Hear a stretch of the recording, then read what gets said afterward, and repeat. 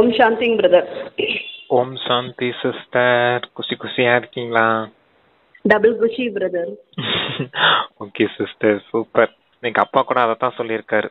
ஞானம் எப்ப பார்த்தாலும் உங்க புத்தியில அலமோதிக்கிட்டே இருக்கணும் அப்படின்னு. அப்படி அலமோதிட்டே இருந்தாதான் அளவற்ற குஷியில இருப்பீங்க அப்படிங்கிறாரு. அளவற்ற குஷி இனிமே அப்படி சொல்லலாம். இனிமே எப்படி இருக்கீங்கன்னா அளவற்ற குஷி, குஷியில இருக்கும், குஷியில இருக்கணும். Okay, unlimited. எதுவுமே உங்களுக்கு லிமிட்டே கிடையாது. நீங்க எப்பயுமே சொல்லுவீங்க அது அன்லிமிட்டட்னுவீங்க சில டைம். எதுவுமே உங்களுக்கு லிமிட்டே கிடையாது, எல்லாமே அன்லிமிட்டட் தான் அப்பா கிட்ட. சரி, ஓகே சிஸ்டர், முரளி வாசிங்க. 10/10/2024 முரளிங்கிறது சுபாபா என்ன சொல்றேன்னா, இனிமையான குழந்தைகளே, உட்கார்ந்தாலும் எழுந்தாலும் ஞானம் புத்தியில அலைமோதி கொண்டே இருந்தால் அளவற்ற மகிழ்ச்சியில இருப்பீங்கன்ற. அதான், புத்தியில எப்பவும் ஞானம் அலமோதிக்கிட்டே இருக்கணும். அது எப்ப உட்கார்ந்தாலும் சரி, எந்திரிச்சாலும் சரி, நடந்துட்டு இருந்தாலும் சரி, சாப்பிட்டுட்டு இருந்தாலும் சரி, தண்ணி குடிச்சிட்டு இருந்தாலும் சரி, என்ன காரியம் செஞ்சுட்டு இருந்தாலும் சரி, கர்மா இருந்துகிட்டே தான் இருக்கும். கர்ம சேத்திரத்துல எந்த கர்மம் செஞ்சுட்டு இருந்தாலும் சரி, ஞானம் மட்டும் உங்க புத்தியில அலமோதிக்கிட்டே இருக்கணும். அதாவது ஞான சிந்தனை செய்துகிட்டே இருக்கணும். கடல்ல எப்படி அலை வருது பாத்தீங்க இல்லையா? அது எப்படி அந்த கரையில வந்து அலை மோதிக்கிட்டே இருக்கு இல்லையா? தரையில அந்த மண் தரையில வந்து மோதும், இல்லாட்டினா அந்த பாறையில வந்து மோதும் பாத்தீங்க இல்லையா? அது போல புத்தி தான் பாறைன்னு வச்சுக்கோங்க. அதுல வந்து அந்த ஞானம்ங்கிற அந்த அலைகள் வந்து மோதிக்கிட்டே இருக்கணும் அப்படின்னு சொல்றாரு. அப்பனா தான் அளவற்ற குஷி இருக்கும்னு சொல்றாரு. வித்தியாசமா இப்படி நம்ம திங்க் பண்ணலாம். அந்த அலை எப்படி அது அது வந்து என்ன சொல்லுவாங்க, கடல் அலையும் ஏதோ ஒரு பழமொழி சொல்லுவாங்களே பிரதர், கடல் அலையும் அந்த பழமொழி தெரியுமா? கர்மமும் ஓயாதா ஏதோ சொல்லுவாங்க பிரதர். அது மனதின் அலைகளும் சிஸ்டர். கடல் அலை எப்படி ஓயாதோ அதே போல மனதின் அலைகளும் ஓயாது அப்படின்னு சொல்லுவாங்க. அது போல ஆமா, அதான் அந்த எண்ணம்ங்கிற அந்த ஞானம்ன்றது என்னது? சிந்தனை செய்யறதுக்கு தானே கொடுத்திருக்காரு. அந்த சிந்தனைகள்ன்றது ஒரு அலை மாதிரி தான், அந்த மனதின் அலைகள் அப்படின்றதுதான் அர்த்தம். புத்தி தான் சிந்தனை செய்யுது, அது வேற விஷயம். ஆனா மனதின் அலைகள்னு மனிதர்கள் சொல்லியிருக்காங்க. மனம் புத்தின்னு வச்சுக்கோங்க. அப்படியே மனம் புத்தினால ஞான சிந்தனை செய்துட்டு இருக்கோம். புத்தி சிந்தனை செய்துட்டே இருக்குது, அது மனசு கவனிச்சுக்கிட்டே இருக்குது. கவனிச்சுட்டே இருக்கும்போது அதுக்கு ரியலைஸ் ஆகுது, மனசுக்கு இது சரி இது தவறு அப்படிங்கிறது. அதுவும் புரிஞ்சுக்கிட்டு இந்த கர்மா நம்ம செய்யணும் செய்யக்கூடாதுங்கிறது அதுவும் புரிஞ்சுக்கிடுது அப்படிங்கிறது சொல்றான். அப்ப புரிஞ்சுக்கணும் என்னது அலை எப்படி பாறையில வந்து மோதுதோ அதே போல ஞானம் வந்து புத்தியில டச் ஆகிட்டே இருக்கணும். அதுதான் விஷயம். அலை எப்படி நிக்காம ஓயாம வந்துட்டே இருக்கும், அந்த மாதிரி நம்ம மனசுல வந்து ஆனா எண்ணங்கள் ஓயாம வரும்னு பாபா சொல்லியிருக்காரு. நிறுத்த முடியாது. அத ஞானத்தை பண்ணுங்களேன். மனசுக்கு ஏதோ ஒரு எண்ணம் வரணும், அது ஞானத்தோட எண்ணமா இருந்தா மகிழ்ச்சி இருக்கும்ல. ஆமா, அதான் சொல்றேன். அதுவும் அளவற்ற மகிழ்ச்சி இருக்கும் தானே சொல்றாரு. ஆமாங்க பிரதர், அதுவும் அளவற்ற மகிழ்ச்சி. ஏதோ ஒரு எண்ணம் வரத்துக்கு பாபாவோட எண்ணம் வரட்ட வேண்டாரு பிரதர். அடுத்த கேள்வி என்ன சொல்றாருன்னா, குழந்தைகள் நீங்கள் யாருடைய சகவாசத்துல மிகுந்த கவனத்தோட இருக்க வேண்டும்?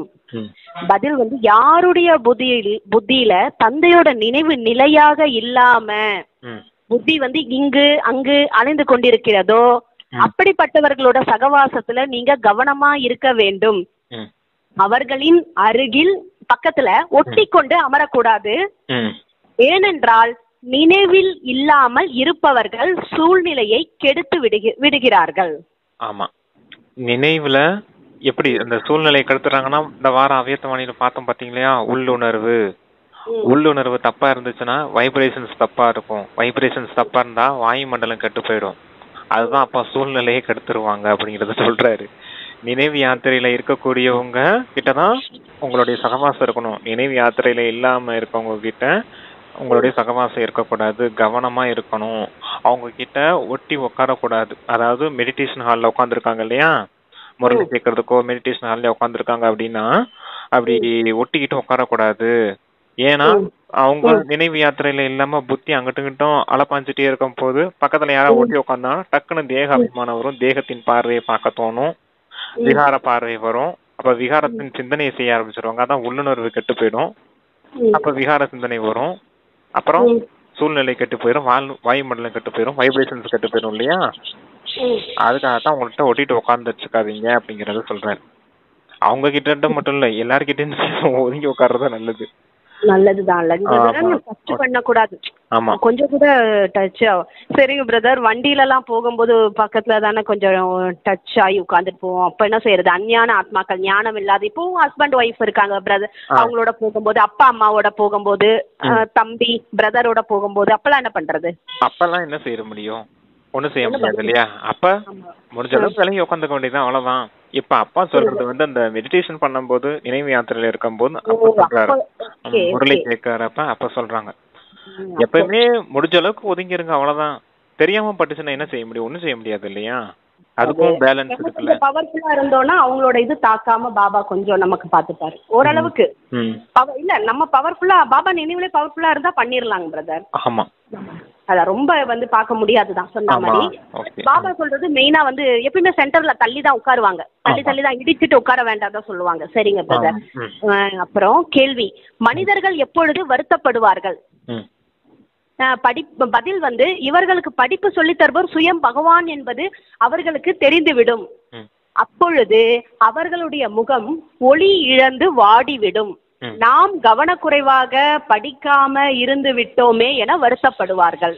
ஆமா, இவங்களுக்கு படிப்பு சொல்லி கொடுத்தது யாரு? பகவான் படிப்பு சொல்லி கொடுத்துட்டு இருந்திருக்காரு. அவங்களும் அதை சொல்லத்தான் செஞ்சிருந்திருக்காங்க.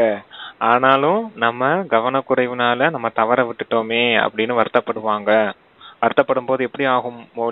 முகம் ஒளி இழந்து காணப்படும், வருத்தத்தோடு இருப்பாங்க, வாடிய மலர் போல இருப்பாங்க அப்படிங்கிறாரு. உண்மைதானே சிஸ்டர்?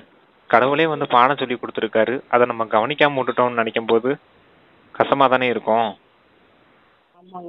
கொடுத்திருந்து நம்மளும் கவனமா இருந்து படிச்சிருந்தா நம்மளும் உயர்ந்த பதவி அடைஞ்சிருக்கலாமே, நம்மளும் தந்தையோட ஒரு வாழ்க்கையை வாழ்ந்திருக்கலாமே அப்படின்றது இது இருக்கும் இல்லையா? விஷயம் டச் ஆகும் இல்லையா? அதனால அப்பா சொல்றாரு அப்படி வருத்தப்படுவாங்க மனிதர்கள் அப்படிங்கிறாரு. நம்ம ஞானம் கேட்டவங்க, ஞானம் புரிஞ்சவங்க, பகவானே இங்க சொல்லி கொடுத்திருக்காரு, நம்ம ஃபாலோ பண்ணாம ரெண்டு பேருமே தான் மனிதர்கள் தானே சொல்றாரு அப்பா. மனிதர்கள் தான் சொல்றாரு. ஆமா, ஞானத்துல இருக்கவங்களும் சரி, ஞானத்துல இருக்கவங்க சரியா புருஷார்த்தம் பண்ணலனாலும் வருத்தப்படுவாங்க, அஞ்ஞானத்துல இருக்கவங்க மொத்தமா வருத்தப்படுவாங்க. எல்லாம் வந்திருக்கு, எல்லாம் கிடைச்சிருக்குது, நம்ம தான் புரிஞ்சுக்கிடாம விட்டுட்டோம் அப்படின்னு நினைப்பாங்கன்ற. சரி சரி, நம்ம இப்ப சொல்லும் போது சொல்றோம், ஆனா நம்பல. உங்களுக்கு மட்டும் பரமாத்மா சொல்லி தராரா அப்படின்னு கேக்குறாங்க. சரி சரி, அப்போ அவங்க புரிஞ்சுப்பாங்க. இவங்க சொன்னாங்க, நம்ம வீட்டுல இருக்கிறவங்களே அப்போ புரிஞ்சுப்பாங்க. ஆமா, நம்ம வீட்டுல இருக்கிறவங்களே அப்போ வருத்தப்படுவாங்க. சரிங்க பிரதர், எல்லாம் பொதுவாதான் சொல்லிட்டாரு பாபா. மனிதர்கள் எல்லாருக்குமே விஷயம் போயிடும்ல, இங்க யாரு வந்திருக்கா பரமாத்மா அப்படின்றது அவங்க இன்னும் புரிஞ்சுக்கல. ஓகேங்க பிரதர். அடுத்து அதான் சொல்றாரு பாபா, வருத்தப்படுவாங்க. ஓம் சாந்தி சொல்லி, இப்பொழுது ஆன்மீக யாத்திரையை குழந்தைகள் நல்ல முறையில புரிந்திருக்கிறீர்கள். எந்த ஹடயோகத்திலும் யாத்திரைகள் ஒன்றும் இருப்பது இல்லை. இங்கு நினைவு மட்டும் செய்யப்படுது. நினைவு செய்வதில் கஷ்டம் ஒன்றும் இல்லை. தந்தையை நினைவு செய்வதில் கடினமான விஷயம் எதுவுமே இல்லை. இதுதான் யாத்திரைன்றாரு, நினைவு யாத்திரை. இங்கு வகுப்பு நடைபெறுகிறது, எனவே விதிபூர்வமாக அமர வேண்டும். நீங்கள் தந்தையின் குழந்தையாக இருப்பதனால பாலனையும் உங்களுக்கு பாபா கொடுக்கிறாரு. எப்படிப்பட்ட பாலனை? அழியாத ஞான ரத்தனங்களோட பொக்கிஷம் கிடைக்குது. தந்தையை நினைவு செய்வதில் கடினமான விஷயம் எதுவும் இருக்கிறதா? எதுவுமே இல்லை. ஆனாலும் மாயா புத்தியோட தொடர்பை துண்டித்து விடுகிறது. மற்றபடி எப்படி வேண்டுமானாலும் அமரலாம். நினைவு செய்வதற்கும் அமரக்கூடிய தன்மைக்கும் எந்த சம்பந்தமும் இல்லை. ஆமா, என்ன சொல்றாருன்னா, இந்த குழந்தைங்கள வளர்க்குறாங்க அப்படின்னா உலகத்துல சாப்பாடு கொடுத்து வளர்ப்பாங்க, பாலனைங்கிறது வளர்க்கிறது. ஆனா இங்க அப்பா என்ன சொல்லி தராரு? ஞானம்ன்ற பொக்கிஷங்களால உங்களை வளர்க்கிறேன் அப்படிங்கறத சொல்றாரு. புத்திக்கு தான் அப்பா சாப்பாடு கொடுக்கறாரு, உடம்புக்கு கொடுக்கல. அந்த விஷயத்தை புரிஞ்சுக்கணும் இல்லையா? அதுதான் அப்படி சொல்றாரு. வளர்க்கறது எப்படி வளர்க்கறேன்? ஞானம்ன்ற பொக்கிஷங்களை கொடுத்து உங்களை நான் வளர்க்கிறேன் அப்படிங்கிறாரு. இங்க உட்காரக்கூடிய தன்மை எப்படினாலும் உட்காரலாம், அந்த தன்மை எப்படினாலும் இருக்கலாம், ஆனா டச் பண்ணி உட்காரக்கூடாதுன்னு சொன்னார் இல்லையா? ஃபர்ஸ்ட் உட்கார்றது இப்படி அவங்க அடயோகத்துல சொல்லி கொடுப்பாங்க இல்லையா? இப்படி சின்முத்திரை வச்சு உட்காரணும், கால் மேல கால் போட்டு உட்காரக்கூடாது, முதுகு நேரம் வச்சு உட்காரணும் அப்படின்லாம் சொல்லுவாங்க இல்லையா? அப்படிலாம் கிடையாது. உங்களுக்கு எப்படி வசதி இருக்கோ அப்படி உட்காருங்க. ஆனா நினைவுக்கும் உங்களுடைய உட்கார்ற பொசிஷனுக்கும் எந்த சம்பந்தமும் கிடையாது. உங்களுடைய புத்தி அப்பாவோட இணைஞ்சிருக்கணும், அவ்வளவுதான் விஷயம் அப்படிங்கிறாரு. கால் நீட்டி கூட உட்கார சொல்லுவாங்க சென்டர்ல. கால் வலிக்குதுன்னா வயசானவங்க எல்லாம் கால் நீட்டிட்டு உட்காருங்க பரவாயில்லன்னுவாங்க. ஆமா சிஸ்டர், உடம்பு சரியில்லைன்னா படுக்க கூட சொல்லிடுவாங்க. படுத்துட்டே கூட நினைவு செய்யுங்க, படுத்துட்டே கூட முரளி கேளுங்கன்னு தான் சொல்லுவாங்க. ரொம்ப உடம்பு சரியில்லாம இருக்கவங்க தான். நம்ம வீம்புக்கு நம்மளாம் செஞ்சுக்கிட்டு இருக்க கூடாது. என்ன பிரச்சனை செய்யக்கூடாது இல்ல, தெரிஞ்சுக்கிட்டே செய்யக்கூடாது. அது கரெக்ட் பாபா சொல்லிருக்காரு உன் காலு. ஓகேங்க பிரதர். அதான் சாப்பாடுன்றது அதான் நான் நினைச்சேன். பாலனை செய்யறாரு ரத்தினங்கள்னு சொல்றாரு, என்ன நினைச்சு நீங்களே சொல்றீங்க. அதாவது புத்திக்கு சாப்பாடு குடுக்குறாரு. தாய் தந்தை தாயா இருந்து ரத்தினங்களை கொடுக்குறாரு, சாப்பாடு செஞ்சு கொடுக்குறாரு. அது ரத்தினங்கள், அது வந்து நல்ல குணங்கள். இதுதான் அதுதான் கேக்குறாரு. நினைவு செய்வதில் இதுல கடினமா இருக்கா? சாப்பாடு போடுறதுக்கு சாப்பிடும் போது நினைக்கும் போது பாபா பக்கத்துல இருக்காருன்ற நினைக்கலாம். ஆனா மாயா வந்து புத்தி தொடர்பை துண்டிக்க விடும். எப்படி வேணாலும் இருக்கலாம்ன்ற அமரலாம்ன்றாரு பாபா. எப்படி வேணாலும் அமரலாம். நினைவு செய்வதற்கு அமரக்கூடிய தன்மைக்கு எந்த ஒரு சம்பந்தம் இல்லை. நிறைய குழந்தைங்க ஹடயோகத்துல 3-4 மணி நேரம் அமர்கிறார்கள். முழு இரவும் கூட அமர்கிறார்கள், அமர்ந்து கொண்டு இருக்கிறாங்களாம். ஆரம்பத்துல உங்களுக்கு பட்டி கூட நடந்தது, அந்த விஷயம் வேறுபட்டது. அப்பொழுது உங்களுக்கு தொழில் காரியம் எதுவும் இல்லை. எனவே அவ்வாறு கற்றுத்தரப்பட்டது. இப்போ தந்தை சொல்கிறார், நீங்க குடும்ப சூழ்நிலையில தான் இருக்க வேண்டும், தொழில் காரியங்கள் செய்ய வேண்டும். செய்யுங்க, எந்த காரியத்தை செஞ்சாலும் தந்தைய மட்டும் நினைவு செய்யுங்க. இப்பொழுது நீங்க நிரந்தரமா நினைவு செய்ய முடியும் என சொல்வதற்கு இல்லை. நிரந்தரமா உங்களால நினைவு செய்ய முடியும்னு சொல்வதுக்கு இல்லன்ட்டாரு பாபா. முடியாது, முடியாது, சொல்ல முடியாது, சொல்றதுக்கு இல்லன்ட்டாரு. சொல்றதுக்கு இல்ல, நினைவு வந்து நிரந்தரம். ஆரம்ப காலத்துல 4 மணி நேரம் பண்ணிருந்திருக்கீங்க, அப்படிலாம் தொடர்ந்தாப்புல இப்ப அடயோகிய போல பண்ணிட்டு இருக்க முடியாது. உங்களுக்கு தொழில் இருக்குது, காரியம் இருக்கு, இல்ல விவகாரம் இருக்குது. அப்ப ஒவ்வொரு கர்மா செய்துட்டே அப்பாவை நினைவு செய்துட்டே இருக்கலாம். 24 மணி நேரம் கூட நினைவு செய்யலாம் அப்படிங்கறத சொல்றாரு. ஆனா இப்படி உட்கார்ந்துதான் செய்யணும்ன்றது எந்தவித அவசியமும் இல்ல. ஆனா அமிர்த வேலை கொஞ்ச நேரமாவது நம்ம அமர்ந்து யோகா செஞ்சு அப்பா கிட்ட சக்தி வாங்கணும், ஞான சிந்தனை செய்யணும். அதுக்கெல்லாம் கொஞ்சம் டைம் ஒதுக்கி ஆகணும். மற்ற நேரங்கள்ல உட்காந்து 4 மணி நேரம் 5 மணி நேரம் இப்படி செய்யறாங்க இல்லையா, அந்த மாதிரி செய்ய வேண்டிய அவசியம் கிடையாது அப்படிங்கிறாரு. ஏன்னா வீட்டுல ஏகப்பட்ட வேலை இருக்கும், அதை விட்டுட்டு உட்காந்து யோகா பண்ணிட்டு இருக்கிறது தவறாயிடும் இல்லையா. மனிதர்களோட வாழ்ந்துகிட்டு இருக்கோம். அப்ப அவங்களும் நம்மளை பார்த்து இவங்க இப்படித்தான் அப்படின்னு சொல்லி டிசர்வீஸ் ஆயிடக்கூடாது இல்லையா. பிரச்சனை வரும். சென்டருக்கு போறாங்க, அங்க போய் இப்படி ஆக்கிட்டாங்க அப்படி செஞ்சுட்டாங்கன்னு சொல்லிட்டு இருப்பாங்க இல்லையா. மனிதர்களை போல வாழ்ந்துகிட்டு இருங்க, ஆனா மனம் பொத்திக்கிட்டு தந்தை கிட்ட இணைஞ்சிருக்கட்டும், அவ்வளவுதான். Okay brother. அப்ப பக்தி நடந்தும் போது இருந்தாங்க அப்படின்னா அவங்க ஒரு குழுவா இருந்தாங்க, கரெக்ட்டுங்களா? குழுவா இருந்தாங்க, அவங்க வந்துட்டாங்க, சரண்டரா அங்க வந்துட்டாங்கன்னு நினைக்கிறேன். ஆசிரமம் மாதிரி போயிட்டாங்க. அதனால வீடு வாசல விட்டுட்டு போயிட்டாங்க. அதனால அவங்க செஞ்சுட்டு இருந்தாங்க. அவங்கள போல இப்ப நீங்க செஞ்சுட்டு இருக்க முடியாது அப்படிங்கிறாரு. ஓகே. அடுத்து என்ன சொல்றாருன்னா பாபா, இந்த அதாவது தந்தைய நினைவு செய்யுங்க. இப்பொழுது நீங்க நிரந்தரமா நினைவு செய்ய முடியும் என சொல்வதற்கு இல்ல. இந்த நிலை அடைய சிறிது காலம் எடுக்கும். இப்பொழுது நிரந்தரமாக நினைவில் இருந்து விட்டால் கர்மாதித் நிலை ஏற்பட்டுவிடும். குழந்தைகளே, நாடக அனுசாரம் இப்பொழுது கொஞ்ச நேரம் மட்டும்தான் இருக்கிறது என தந்தை கூறுகிறார். முழு கணக்கும் உங்கள் புத்தியில் இருக்கு. கிறிஸ்து வருவதற்கு 3000 ஆண்டுக்கு முன்பா இந்த பாரதம் மட்டும் இருந்தது என அதில் கூறப்பட்டது. அது சொர்க்கம் எனவும் கூறப்பட்டது. இப்பொழுது அவர்களுடைய 2000 ஆண்டுகள் முடிகிறது. ஆகவே 5000 ஆண்டுகளோட கணக்கு வந்து விட்டது. அவ்வளவுதானே. அது ஓகே தான், அது எல்லாத்துக்கும் தெரிஞ்சது தானே. கிறிஸ்து வந்து 2000 வருஷம் ஆச்சுன்னு தெரியும். ஏன்னா 2024 வச்சிருக்காங்க டேட். இப்ப வருஷம் வந்திருக்கு இல்லையா, அப்ப கிறிஸ்து வந்து 2024 வருஷம் ஆச்சுன்றது புரிஞ்சுக்கலாம். இதுக்கு முன்னாடி 3000 வருஷம் இருந்துச்சு, அதுல 2000 வருஷம் சொர்க்கமா இருந்துச்சு. கிறிஸ்து வர்றதுக்கு முன்னாடி 500 வருஷத்துக்கு முன்னாடியே தேக அபிமானத்தினால தேவ ஆத்மாக்கள் தேவதைகளா வாழ்ந்தவங்க தேக அபிமானத்துல வந்து வாம மார்க்கத்துல வாழ ஆரம்பிச்சுட்டாங்க. அவங்க 500 வருஷம் வாழ்ந்ததுக்கு அப்புறம் தான் கிறிஸ்துவே ஜென்மம் எடுத்தாரு. அப்ப மொத்தமா 3000 வருஷம் கிறிஸ்து வர்றதுக்கு முன்னாடி இருந்திருக்குது அப்படின்னு அப்பா சொல்றாரு. அப்ப மொத்தமா 5000 வருஷம் கணக்கு வந்துருச்சு இல்லையா அப்படிங்கிறாரு. 5000 வந்துருச்சுங்க பிரதர், ஆண்டுகளோட கணக்கு வந்து விட்டதுன்றாரு. ஓகே ஓகேங்க பிரதர். அப்புறம் உங்களுடைய பெருமை வெளிநாட்டிலிருந்து வெளிப்படும். ஏனென்றால் அவர்களுடைய புத்தி பாரதவாசிகளை விட சக்திசாலியாக இருக்கிறது. பாரதத்திலிருந்து அமைதியை வேண்டுகின்றார்கள். பாரதவாசிகள் லட்சக்கணக்கான ஆண்டுகள் என கூறி மேலும் சர்வவியாபி என்ற ஞானத்தையும் கொடுத்து புத்தியை கெடுத்து விட்டார்கள். சமோ பிரதானம் ஆகிவிட்டார்கள். வெளிநாட்டினர் இந்த அளவு தமோ பிரதானம்லாம் ஒன்றும் ஆகவில்லை. அவர்களுடைய புத்தி சக்திசாலியா இருக்கு. பாரதவாசிகளிடமிருந்து அவர்கள் நிறைய கற்றுக்கொள்வார்கள். வெளிநாட்டிலிருந்து செய்தி வெளிப்படும் போது பாரதவாசிகள் விழிப்படைந்து கொள்வார்கள். ஏனென்றால் பாரதவாசிகள் முற்றிலும் ஆழ்ந்த உறக்கத்தில் இருக்கிறார்கள். வெளிநாட்டினர் இந்த அளவு உறங்கவில்லை. வெளிநாட்டிலிருந்து இங்கு வந்துள்ளோம், அமைதி எப்படி உருவாகும் என யாராவது கூறுங்கள் என்ற கேள்வி வெளிப்படும். ஏனென்றால் பாரதத்தில் தான் தந்தை வருகிறார். உலகத்தில் மீண்டும் அமைதி எப்பொழுது எப்படி ஏற்படும் என்பதை குழந்தைகள் நீங்கள் மட்டும் இப்போது கூற முடியும். உண்மையிலே பாரதம் பாரடைஸாக சொர்க்கமா இருந்தது என்பதை குழந்தைகள் நீங்கள் இப்ப புரிந்தீர்கள். புதிய உலகில பாரதம் பாரடைஸாக இருந்தது. இதை பற்றி வேறு யாருக்கும் தெரியாது. ஈஸ்வர் சர்வவியாபி என்ற விஷயம் மட்டும் மனிதர்கள் புத்தியில் தங்கி இருக்கிறது, அது மட்டும் தெரியுதுன்றார், தங்கி விட்டது. மேலும் கல்பத்தோட ஆயுள் காலத்தை லட்சக்கணக்கான ஆண்டுகள் அதுவும் கரெக்டா அவங்க புத்தியில இருக்கு கூறிவிட்டார்கள். பாரதவாசிகள் அனைவரையும் விட மிகவும் கல்புத்தியாக இப்பொழுது ஆகிவிட்டார்கள். இந்த கீதை சாஸ்திரம் போன்றவை பக்தி மார்க்கத்திற்குரியது.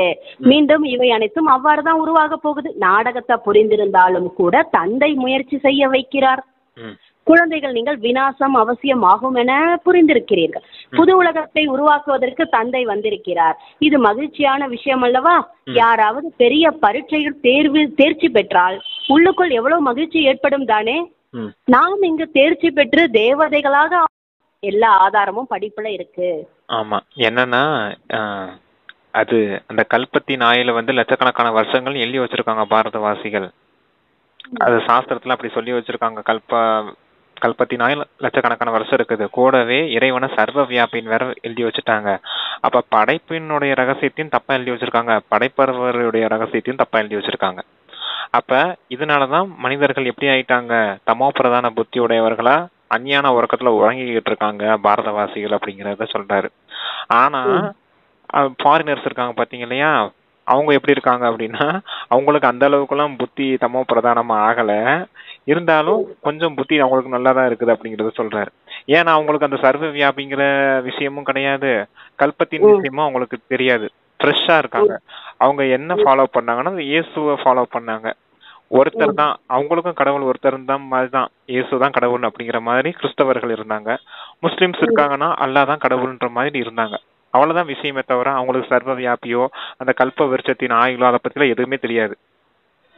சரியா? அவங்க உடனே ஞானம் கிடைச்சோடனே உடனே புரிஞ்சுக்கிடுவாங்க, ஒருத்தர் தான் கடவுளா, அவர் இங்கதான் வந்திருக்காரா, அப்ப பாக்கலாமே என்ன சொல்றாங்க எது சொல்றாங்கன்னு கேட்கறதுக்கு அவங்களுக்கு புது விஷயமா இருக்கும். எப்படி புது விஷயமா இருக்கும் அப்படின்னா, இந்த கல்ப விருட்சத்தை 5000 வருஷம் தான் இப்படி நடக்குதுன்றத ஈஸியா புரிஞ்சுக்கிடுவாங்க. தந்தை ஒருத்தர் தான், அவருடைய உண்மையான ரூபம் எப்படி இருக்குது, அவருடைய குணம் எப்படி இருக்குது அப்படின்னு சொல்லும் போது அவங்க ஈஸியா புரிஞ்சுக்கிடுவாங்க. ஆனா இந்த பாரதவாசிகளுக்கு புரிய வைக்கிறதுக்கு தான் பெரிய தலைவலியா இருக்குதுன்றாரு. ஏன்னா அவங்க பிடிச்சு வச்சிருக்க விஷயங்கள்லாம் வேற மாதிரி இருக்குது. நாம இவ்வளவுதான் விஷயம்னு சொன்னாலும் இல்லங்க இது இப்படி இருக்குதுன்னு சாஸ்திரத்துல சொல்லி வச்சிருக்காங்க, அவங்க நமக்கே ஞானம் கொடுக்குறாங்க. அந்த மாதிரி இருக்கிறதுனாலதான் அவங்களுக்கு இதெல்லாம் தெரியாதுன்றீங்க, அவங்க கேட்க மாட்டாங்க. ஆமா, அவங்க இதெல்லாம் கேட்க மாட்டாங்க. விஷயத்த புரிஞ்சுக்கிட்டாங்க, பாபா வந்திருக்காருன்னு சொல்லும் போது அவங்களுக்கு ஞானத்தை நம்ப தச்சிருச்சுன்னா உடனே வந்துருவாங்க அப்படிங்கறத சொல்றாரு. எப்ப ஃபாரினர்ஸ் விழிப்படைஞ்சு இந்த பாரதவாசிகளுக்கு சொல்றாங்களோ அப்ப அவங்க அஞ்ஞான உறக்கத்துல வெளிவருவாங்க அப்படிங்கறத சொல்றாரு. ஏன்னா இங்க ஃபாரின் மோகம் நிறைய இருக்கு இல்லையா, உள்ளூர்காரங்க எது சொன்னா நம்ப மாட்டாங்க, வெளியூர்காரங்க யாராவது சொன்னா உடனே நம்பிடுவாங்க இல்லையா, சொல்றாருப்பா. தந்தையே நமக்கு கற்பித்து இவ்வாறு ஆக்குகிறார் என்பதை குழந்தைகள் நீங்கள் மட்டும் புரிந்துள்ளீர்கள். பாரதம் பாரடைஸ் சொர்க்கமா இருந்தது. அப்பாவி மனிதர்கள் முற்றிலும் குழப்பத்துல இருக்கிறார்கள். எல்லையற்ற தந்தையிடம் இருக்கும் ஞானத்தை அவர் குழந்தையாக உங்களுக்கு தருகிறார். பாபா ஞான கடலாக ஆனந்த கடலாக அனைத்து பொக்கிஷத்தாலும் நிறைந்தவராக இருக்கிறார் என்பது தந்தையுடைய மகிமையாகும். அதனாலதான் தந்தையை நீங்கள் மகிமை செய்கிறீர்கள். உங்களை இந்த அளவு செல்வந்தராக்குவது யாரு? இங்கு நீங்க எதற்காக வந்திருக்கீங்க? பக்தியோட பலனை அடைய, ஆஸ்தி அடைய வந்திருக்கீங்கன்றார் பாபா. அடைவதற்காக. சிலருக்கு நல்ல ஆரோக்கியம் இருக்கிறது, ஆனா செல்வம் இல்லை என்றால் என்னவாகும்? வைகுண்டத்துல உங்களிடம் நிறைய செல்வம் இருக்கும், ஆரோக்கியமும் இருக்கும். இந்த உலகில யார் செல்வந்தரா இருக்கிறாங்களோ அவர்களுக்கு எங்களிடம் இவ்வளவு செல்வம் இருக்கு, இந்த பொருட்கள் இருக்கு என்ற பெருமையும் இருக்கு. ஆனா சரீரத்தை விட்டு விட்டால் எல்லாமே முடிந்துவிடும். பாபா நமக்கு 21 பிறவிக்கான பொக்கிஷத்தை இப்போது கொடுக்கிறார் என நீங்கள் புரிந்துள்ளீர்கள். தந்தை பொக்கிஷத்துக்கு எஜமானராக ஒன்றும் ஆவது கிடையாது. குழந்தை நீங்க தான் எஜமானரா உங்களை ஆக்குறேன் அப்படின்றாரு. இந்த உலகுல அமைதியை உருவாக்க இறை தந்தையை தவிர வேறு யாராலுமே முடியாது. திருமூர்த்தி, காலச்சக்கரம் இவை அனைத்தையும் விட நல்ல சித்திரங்களாகும்.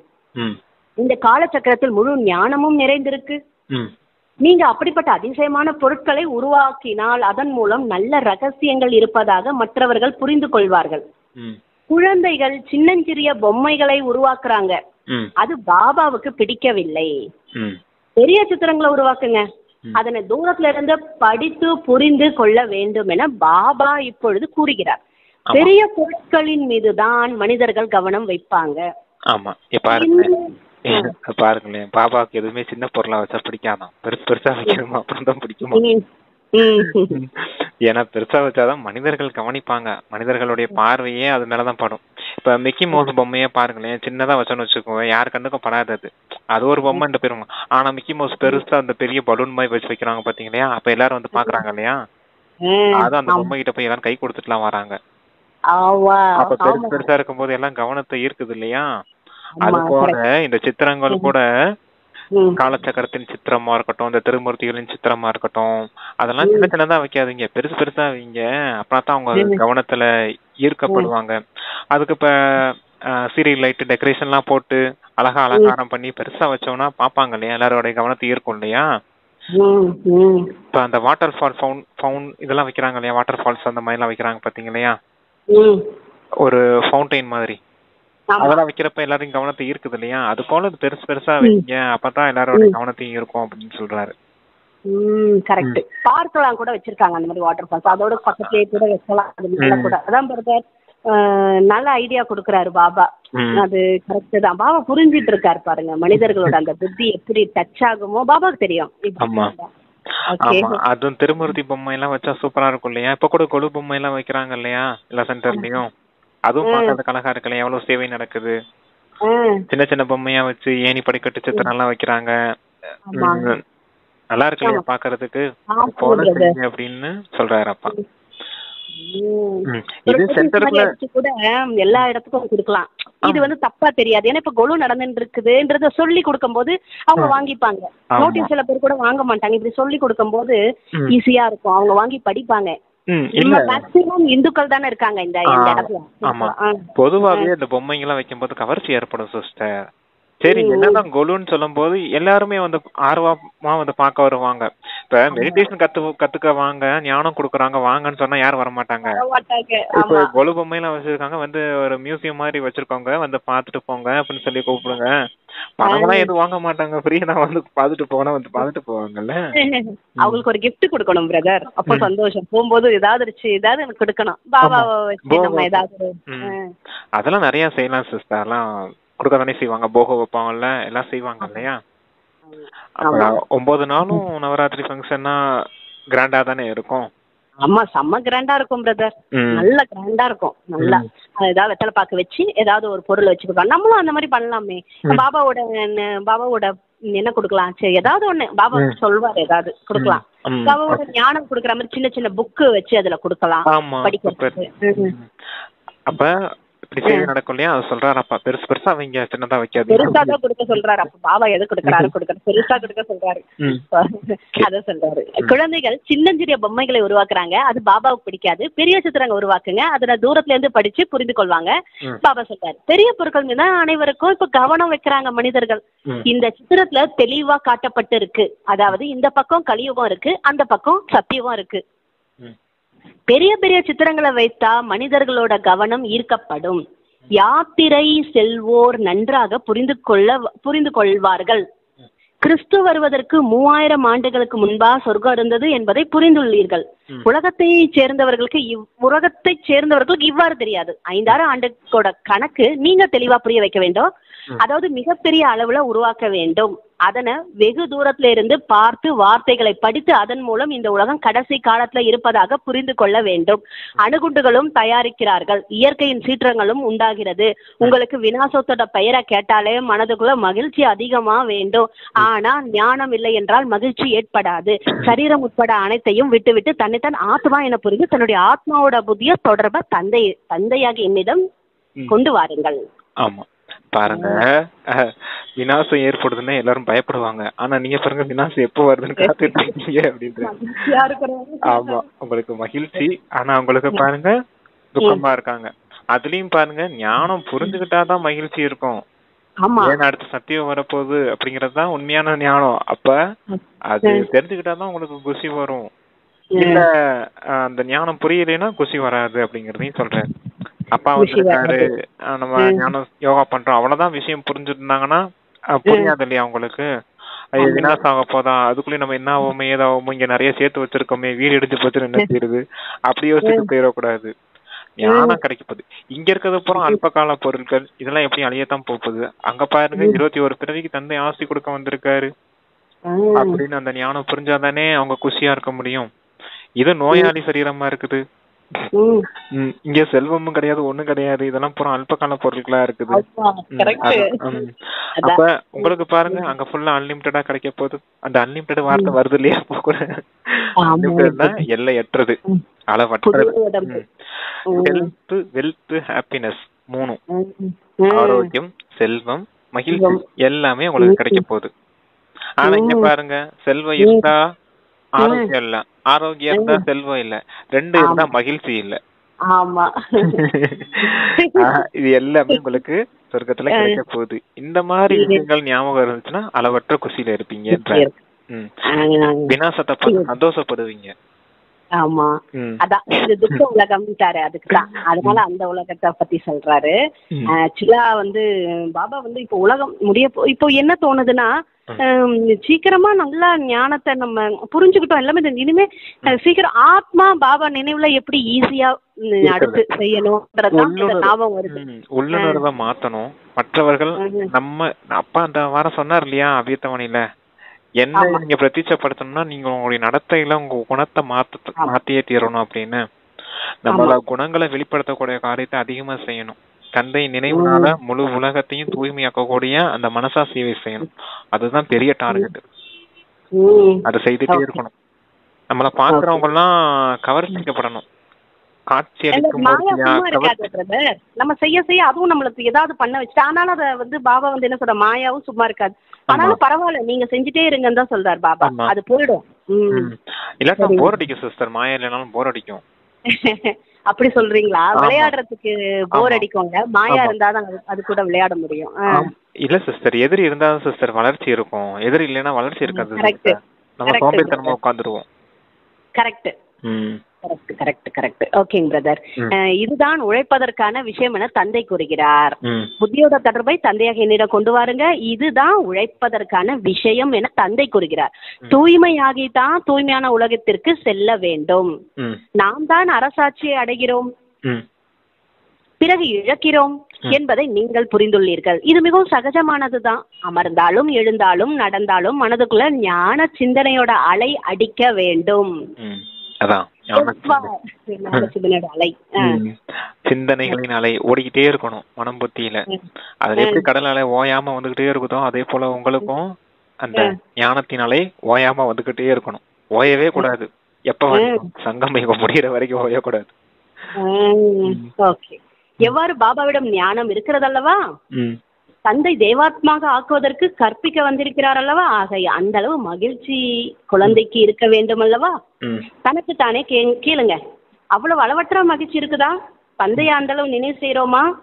காலச்சக்கரத்தோட முழு ஞானமும் புத்தியில இருக்கிறதா? ஆக அவ்வளவு மகிழ்ச்சியும் இருக்க வேண்டும். அந்த அளவு மகிழ்ச்சி இருக்க வேண்டும். என்னை நினைவு செய்யுங்க. மேலும் அதிக மகிழ்ச்சியில் இருக்க வேண்டும். உங்களுக்கு கற்பிப்பவர் யார்? இந்த விஷயம் மற்றவருக்கு தெரிந்தவுடன் அவர்களோட முகம் வாடி போய்விடும். ஆனா அவர்கள் புரிந்து கொள்வதற்கு சற்று நேரமாகும். இப்பொழுது தேவதா தர்மத்திற்கு அந்த அளவு உறுப்பினர்கள் உருவாகவில்லை, முழு ராஜ்யமும் உருவாகவில்லை. இன்னும் எவ்வளவு மனிதர்களுக்கு தந்தையின் செய்தியை கொடுத்தாக வேண்டும். எல்லையற்ற தந்தை மீண்டும் நமக்கு சொர்க்கத்தோட அரசாட்சியை கொடுத்து கொண்டு இருக்கிறார். நீங்களும் அந்த தந்தையை நினைவு செய்யுங்க என கூறுங்கள். எல்லையற்ற தந்தை நிச்சயமா எல்லையற்ற சுகத்தை தருவார் அல்லவா? குழந்தைகளோட உள்ளத்துல அளவற்ற ஞானத்தோட மகிழ்ச்சி இருக்க வேண்டும். மேலும் எவ்வளவு தந்தையை நினைவு செய்றீங்களோ அந்த அளவு ஆத்மாவும் தூய்மையாகும். ஓகேங்க பிரதர். ஆத்மா தூய்மையாகும், அவ்வளவுதான் அந்த பாயிண்ட். ஓகே, ஆமாங்க பிரதர். அடுத்து நாடக திட்டப்படி பாபா எல்லாருக்கும் சொல்லுங்கன்றாரு இந்த மெசேஜ. ஆமா. அடுத்து என்ன யுகம் வரப்போகுது, யார் இங்க வந்திருக்கான்றது சொல்லுங்க, எல்லாருக்கும் கொஞ்சம் பொறுமையா தான் புரிஞ்சுப்பாங்க, உருவாகணும் அப்படின்னு அப்ப சொல்லிருக்காரு. இப்ப வேகமா தானே போயிட்டு இருக்கு பாபாவோட. பொதுவாவே மனசா சேவை கொஞ்சம் ஸ்லோவா தான் நடக்கும். அதனாலதான் அப்பா சொன்னாரு, மனசா சேவை தீவிரப்படுத்துங்க. மனதின் மூலமா செய்யக்கூடிய சேவையினால, அந்த வைப்ரேஷன்ஸ்னால, இப்ப சென்டருக்கு கொழுப்பு பார்க்க வராங்க அப்படின்னா அந்த பொம்மையெல்லாம் கவர்ச்சி செய்யறது ஓகே தான். அங்க இருக்க வாயு மண்டலம் எவ்வளவு தூய்மையா இருந்துச்சு, அமைதி நிறைஞ்சதா இருந்துச்சு அப்படின்னா எவ்வளவு இதா இருக்கும் பாருங்களேன். அவங்க அந்த கொழுப்பு பார்த்த பொம்மையை மறந்துடலாம், அந்த விஷயத்த கூட மறந்துடலாம், நம்ம கொடுக்கக்கூடிய ஞானத்தின் பாயிண்ட்ஸ கூட மறந்துடலாம். ஆத்மா வந்து பரமாத்மா நினைவு செய்யுங்கன்றத முக்கியமான விஷயம், அத கூட மறந்துடலாம். அவங்க அந்த சக்கரம் பொம்மையெல்லாம் வச்சிருக்காங்க இல்லையா, திரிமூர்த்தி விஷயம், அதெல்லாம் பழைய விஷயங்களை அவங்க போட்டு வச்சிருப்பாங்க மனசுக்குள்ள, அது கூட மறந்து போயிடலாம். பழைய விஷயம் புது விஷயத்த கேட்டு கூட 1-2 மறந்து கூட போயிடலாம்.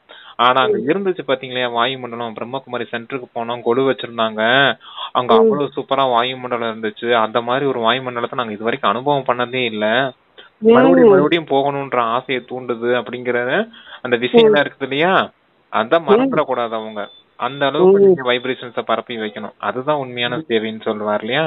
அதான் சொல்றாரு. என்ன சொல்றாரு அப்படின்னா, வாச்சா சேவை செய்யறீங்க, அது ஸ்லோவா தான் இருக்கு, ஆனா அந்த வாயு மண்டலத்தினால சேவை செய்யறீங்க இல்லையா, அது நிரந்தரமா உங்க மனசுல பதிஞ்சிரும் அப்படிங்கறது சொல்றாரு. Okay sir. அந்த கொலுக்கு வரவங்கள ஒரு நிமிஷம் வந்து கடவுளோட நினைவை உருவாக்க நம்ம ஹெல்ப் பண்ணலாம். பாபாக்கும் அவங்களுக்கும் லிங்க், அந்த இடத்துல கொலு பார்க்க வராங்க ஒரு 10 பேர் உட்கார வச்சுட்டு ஒரு 5 மினிட்ஸ் இறைவனை எப்படி நினைக்கணும் நினைங்கன்னா அவங்க மனசு லேசாயிடுமா. அப்பயே ஒரு சிலர் வர ஆரம்பிச்சிருவாங்க ஞானத்துல, நல்லா இருக்கு அப்படின்ட்டு மேல மேல புரிஞ்சுப்பாங்க. அது இன்னைக்கு இப்போ ஸ்பீடா வருவாங்க பிரதர், டைம் முடிய போதில்ல. அத பாபா சொல்ற, நாடக திட்டப்படி குழந்தைகள் நீங்கள் எவ்வளவு சேவை செய்து பிரஜைகளை உருவாக்குறீர்களோ அவ்வளவு நன்மை ஏற்படும். அவர்களுடைய ஆசீர்வாதங்களும் கிடைக்கும். ஏழைகளுக்கு சேவை செய்யுங்க, அழைப்பு கொடுங்க, ரயிலிலும் நீங்க சேவை நிறைய செய்ய முடியும். இந்த சிறிய பேட்சில் எவ்வளவு ஞானம் அடங்கியிருக்கு, முழு கல்வியோட சாரம் இதில் உள்ளது பேட்சில. இது மிகவும் நல்ல நல்ல பேட்சுகளை உருவாக்கி, இது போல மிகவும் நல்ல நல்ல பேட்சுகளை உருவாக்கி அதை பரிசாகவும் கொடுக்கலாம். இப்ப சொல்லிட்டாருங்க பிரதர். பேட்ச் கொடுத்தா கேட்பாங்கல்ல, இது என்னதுங்க அப்ப சொல்லலாங்க. அந்த பேட்ச்ல கூட 2 விதமா இருக்கும் இல்லையா, ஒரு பக்கம் திரிமூர்த்தியின் சித்திரம் இருக்கும், இன்னொரு பக்கம் லட்சுமி நாராயணோட சித்திரம் இருக்கும். இன்னொரு பேட்ச்ல வந்து கிருஷ்ணர் வந்து அந்த உலகத்தை, பழைய உலகத்தை காலால உதைக்கிறது மாதிரி, புது உலகத்தை கையில வச்சிருக்கிறது மாதிரி ஒரு சித்திரம் இருக்கும் இல்லையா, முகத்தை பார்த்து இருக்கிறது மாதிரியும். அதுதான் இது என்னங்க இப்படி உருவாக்கி இருக்கீங்க, இது என்ன விஷயம்னு கேட்டா நம்ம சொல்லி புரிய வைக்கலாம். பிரம்மா மூலமா ஞானத்தின் பாலனை நடக்குது, சங்கரர் மூலமா நம்ம அந்த யோகத்துல உட்கார்ந்து இருக்கோம் இல்லையா, அந்த மாதிரி யோகத்தின் மூலமா நம்மளுடைய பாவ கர்மங்கள் அழியுது. இந்த பிரம்மா மூலம் அப்படி சொல்லக்கூடாதுங்க பிரதர், உலகம் அழிய போகுதுன்னு சொல்லாம வேற மாதிரி சொல்லணும் புரிய வைக்கிறதுக்கு, இல்லன்னா பயந்துருவாங்க. இல்ல முதல்ல இந்த திரிமூர்த்தி விஷயத்தானே சொல்றோம், ஆமா பேட்ச்ல என்ன இருக்குதோ அதை சொல்றோம். அதான் பிரம்மா மூலமா சிவபாபா வந்து ஞானம் கொடுக்கறதான் பிரம்மாவோட சித்திரத்தை காமிச்சிருக்காங்க. அவர் கொடுத்த ஞானத்தால சக்தி அடைஞ்சு நம்மளுடைய இப்படி யோகத்துல அமரும் போது பாவ கர்மங்கள் அழியுது. அதான் சங்கரோட சித்திரமா அப்படி காமிச்சிருக்காங்க, சங்கரன் நெத்திக்கண திறந்தது மாதிரி. ஓகேவா, அங்கதான் ஆத்மாங்கிற உணர்வு ஏற்படுத்துறதுனால அப்படி கண்ணு மாதிரி காமிச்சிருக்காங்க. அது ஓகேவா. அடுத்து அந்த குணம், அந்த கிருஷ்ணர், அதாவது விஷ்ணுவோடைய சித்திரம் எதுக்காக காமிச்சிருக்காங்க அப்படின்னா, இந்த ஞானத்தையும் சக்தியும், அதாவது ஞானமும் கேட்டுட்டு யோகாவும் பண்ணும் போது நம்ம இந்த தெய்வீக குணங்கள் நிரம்பிய தேவதையா, அதான் அந்த நாராயணன் போல விஷ்ணு போல ஆயிடுவோம் அப்படிங்கறது புது உலகம் வரப்போகுது சீக்கிரமா அப்படின்னு சொல்லணும். அங்க வந்து இந்த 3 விஷயம் இங்க நடக்குது. அப்புறம் பின்னாடி திருப்பி காமிக்கும் போது அந்த லட்சுமி நாராயணோட சித்திரம் இருக்கு இல்லையா, பின்னாடி பேஜ்ல 3 முன்னாடி இருக்குது, பின்னாடி அந்த லட்சுமி நாராயண சித்திரத்தை காமிக்கும் போது ஆண்களும் செய்யலாம் பெண்களும் செய்யலாம். ஆண்கள் செய்தா இப்படி ஆயிடலாம், பெண்கள் செய்தா இப்படி ஆயிடலாம். இந்த 3 விஷயம் இப்படி நடக்குது. அந்த 3 விஷயத்தினால நம்ம இப்படி மாறிடுறோம். எதுக்காக இப்படி மாறுறோம் அப்படின்னா, இந்த பழைய உலகம் இப்ப புது உலகமா மாறப்போகுது, கலியுகம் முடிஞ்சு அடுத்த சத்தியுகம் வரப்போகுது அப்படிங்கறத சொல்லி அப்புறமேல் புரிய வைக்கலாம். இறந்து போயிடுவோம், விநாசம் ஆயிடும் அப்படிலாம் சொல்லிட்டுலாம் இருக்க கூடாது. ஆமாங்க பிரதர். சத்தியுகனா கூட டக்குன்னு ஒரு சொர்க்கம் நீங்க சொர்க்கம்னு சொல்லுவீங்களே, எல்லாரும் ஆசைப்படுவீங்க, அந்த சொர்க்கத்துக்கு வரப்போகுது இப்போ நமக்கு அப்படி சொல்லணும். அப்படி சொல்லி புரிய வச்சிடணும், அவ்வளவுதான். அவங்க கேட்டுக்கிறாங்க கேட்கல அத பத்தி எல்லாம் நம்ம சிந்தனை செய்யக்கூடாது. சொல்றது நம்ம கடமை, நல்ல விதத்துல அவங்களுக்கு சொல்லிட்டோம். இந்த பழைய உலகமே புது உலகம் சொர்க்கமா இப்ப இன்னும் கொஞ்ச நேரத்துல வரப்போகுதுன்னு நினைக்கும் போது அவங்க கொஞ்சம் புரிஞ்சுக்க யோசனை சொல்லுவாங்க. எப்படி அப்ப கேட்பாங்க, ஞானத்தை கேட்பாங்க. அதான் கவனக்குறைவா இருந்துட்டோம், நம்ம கேட்காம போயிட்டோம் அப்படின்னு முதல்ல ஆரம்பத்துல சொன்னாலே கேள்வி பதில்ல. ஆமா, அந்த மாதிரி அப்ப ஃபீல் பண்ணுவாங்க. புரிஞ்சுக்கிட்டவங்க வந்துருவாங்க ஞானத்துக்கு, புரிஞ்சுக்கிடாதவங்க அன்னைக்கு அவங்க சொன்னாங்க நம்ம தான் கவனக்குறைவுனால கத்துக்கிடாம விட்டுட்டோம் அப்படின்றத புரிஞ்சுக்கிடுவாங்க. வார்டு மூட்டோட ஆயிடுவாங்கன்னு சொன்னாலே கேள்வியில அந்த மாதிரி ஆயிடுவாங்க. அதனால நம்ம சொல்றது நம்ம கடமை சொல்லிடுறோம், அவ்வளவுதான். அதான் பேஜ் கூட உங்களுக்கு நல்ல விதத்துல சேவை செய்யுது. ரயில்ல போய் சேவை செய்யலாம், ரயில்ல போகும்போது சேவை செய்யலாம், எங்கெல்லாம் போறீங்களோ யாரெல்லாம் கூட்டமா இருக்காங்களோ அவங்க கிட்ட எல்லாம் சொல்லலாம், அவ்வளவுதான். ட்ரெயின்ல நோட்டீஸ் வச்சுக்கலாம் பிரதர், அது கூட கொஞ்சம் இதா இருக்கும், பார்த்து கொடுக்கணும். பட் இருந்தாலும் பாபா நினைவுல கொடுக்கலாம். அதான் நோட்டீஸ் வச்சு கொடுக்கலாம் ட்ரெயின்ல. ஓகேங்க பிரதர். அப்புறம் இந்த சிறிய பேட்ச்ல, அதாவது நம்ம தனியா கொடுத்தா ஒரு மாதிரி இருக்குங்க பிரதர், 2-3 பேரோட சேர்ந்து செஞ்சா தெரியாது. செஞ்சா ஒண்ணும் நினைக்க மாட்டாங்க. 4 பேர் இருக்காங்கன்னா 4 பேர் கையில நோட்டீஸ் இருந்தா 4 பேர் சேர்ந்து கொடுத்தா தெரியாது, பாக்கலாம். அந்த மாதிரி குழு உருவாக்கணும் பாபா. இல்ல தனிப்பட்ட முறையில தனியா இருக்கணும் அப்படின்னா, வயசானவங்க எல்லாம் இருந்தாங்கன்னு வச்சுக்கோங்க, அவங்க பொதுவாவே யாருக்கிட்டயும் அளவா பேச மாட்டாங்க. யாரும் அவங்க கிட்ட போய் விருப்பப்பட்டு பேச மாட்டாங்க வயசானவங்க கிட்ட. பொதுவாவே யாரும் இப்ப பேசுறது கிடையாது, யாருக்கிட்டயுமே பேசுறது கிடையாது. நாம போய் நோட்டீஸ் கொடுத்து இந்தாங்க பாட்டிமா இப்படி இப்படி விஷயம் இருக்குது பாட்டிமா அப்படின்னு அவங்க சிரிச்ச முகத்தோட, அவங்க அந்த நோட்டீஸ் புரிஞ்சுக்கல என்ன எது பண்ணலையோ இல்லையோ, நம்ம குஷி குஷியா சொல்றோம் இல்லையா, நம்ம முகத்தை பார்க்கும் போது, சந்தோஷமா பேசும் போது, நம்மளையும் மதிச்சு ஒருத்தவங்க வந்து பேசுறாங்கன்னு நினைக்கும் போது, அவங்க நம்மளை பார்த்து நம்மளுடைய குணத்தினால, நம்மளுடைய முகத்தினால, அந்த முகத்துல ஏற்படக்கூடிய அந்த மகிழ்ச்சி, மலர்ந்த முகத்தை பார்க்கும் போது அது கூட அவங்களுக்கு சந்தோஷத்தை கொடுக்கும் இல்லையா, அந்த திருப்தியால அவங்களுக்கு கிடைக்கும் இல்லையா. ஞானத்தை புரிஞ்சுக்கணும்ன்றது அவசியம் இல்லை, நம்ம குணத்தால கூட அதை சேவை செய்யலாம். நாம திருப்தியா இருந்து மற்றவர்களையும் திருப்திப்படுத்துறது கூட ஒரு சேவை தானே. சரி, ஓகேங்க பிரதர், சூப்பர். அடுத்த ரயில்ல கூட நீங்க சேவை செய்யுங்கன்ட்டாரு. இந்த சிறிய பேட்ச்ல எவ்வளவு ஞானம் அடங்கியிருக்கு, முழு கல்வியோட சாரம் இதுல அடங்கியிருக்கு. இது நல்ல நல்ல பேட்ச்களை உருவாக்கி அதை பரிசா கொடுக்கலாம், யாருக்கு வேண்டாலும் நீங்க புரிய வைக்கலாம். புரிய வைப்பது மிகவும் சகஜம் தான் அப்படின்றாரு. சிவபாபா மட்டும் நினைவு செய்யுங்க, சிவபாபாவில இருந்து ஆஸ்தி கிடைக்குதுன்னு சொல்றாரு. ஆகவே தந்தை மற்றும் தந்தையோட ஆஸ்தி, சொர்க்கத்தோட அரசாட்சி கிருஷ்ணபுரி நினைவு செய்யுங்க. மனிதர்களோட வழி மிகவும் குழப்பத்தில் இருக்கு, எதையுமே புரிந்து கொள்ளவே முடியவில்லை அவர்களால். விகாரத்துக்காக, அடுத்து பாபா சொல்றாரு, விகாரத்துக்காக எவ்வளவு தொந்தரவு செய்யறாங்க. இதுதான் புத்தி போயிட்டு இருக்கு, குழப்பத்துல இருக்காங்க. காமத்திற்கு பின்னால மதி மயங்கி எவ்வளவு இறக்கின்றார்கள். போர் சண்டை நடந்துச்சு இல்லையா கலியுகத்தின் இறுதியில், ஆரம்பத்துல கலியுக ஆரம்பத்துல எவ்வளவோ சண்டை நடந்துச்சு இல்லையா, பிரச்சனைகள். எல்லா பிரச்சனைகளுக்கும் இந்த உலகத்துல நடந்த முக்காவாசி போர்களுக்கு காரணமே இந்த காமம் தான். ஒருத்த நாட்டை ஒருத்த பிடிக்கணும், அந்த இளவரசியை கடத்தணும், அவங்கள இது பண்ணணும், அது செய்யணும், அப்படிதான் அந்த காம விகாரத்துக்கு தூண்டுதல் கொடுத்து கொடுத்து எவ்வளவு பேர் இறக்குறாங்க. ஒருத்தனுடைய காமம் அந்த ஊரையே அழிச்சிருது இல்லையா, இளவரசியை பிடிக்கணும் அப்படின்னா அங்க நாட்டை எதிர்க்கணும், அப்ப அங்க போர் வீரர்கள் வருவாங்க, அவங்கள கொல்லணும். எத்தனை பேர் விதவையாகிறாங்க, எல்லாத்துக்கும் மாறி மாறி துக்கம் கொடுத்து போர் நடத்தி எல்லாம் இருக்கு அந்த காமத்துக்கு தான். அதுதான் காமம் மகா சத்ருன்னு சொல்றாரு அப்பா. அது ஒருத்தனுக்குள்ள எழும்புற காமம் இன்னொருத்தனுடைய இன்னும் பலர துக்கம் கொடுக்குது இல்லையா? ஒருத்தனுக்கு எழும்புற அந்த மண்ணின் ஆசை, நாட்டு மேல இருக்கக்கூடிய ஆசை, நாட்டை விரிவாக்கணும்ன்ற ஆசை அடுத்தவங்களுக்கு எவ்வளவு துக்கம் கொடுக்குது. அதனாலதான் 5 விகாரங்களுமே தவறானது அப்படிங்கறத சொல்றாரப்பா. பஞ்ச மகா பாவம்னு சொல்லியிருக்காரு. இப்ப காமத்தை குறிப்பா சொல்றாரு. அதுலதான் நிறைய பாவம் ஏற்பட்டு இருக்கு ஆத்மாவுக்கு. நமக்கெல்லாம் கூட அப்போ நம்ம இருந்த போது அப்ப பாவம் நிறைய அதால ஃபர்ஸ்ட் வந்திருக்கு. தேக அபிமானம், காம எண்ணம். அதான் காமத்துக்கு பின்னாலே மதிமயங்கி எவ்வளவு இறக்கின்றனர், எந்த விஷயத்தையுமே புரிந்து கொள்வதே இல்லை.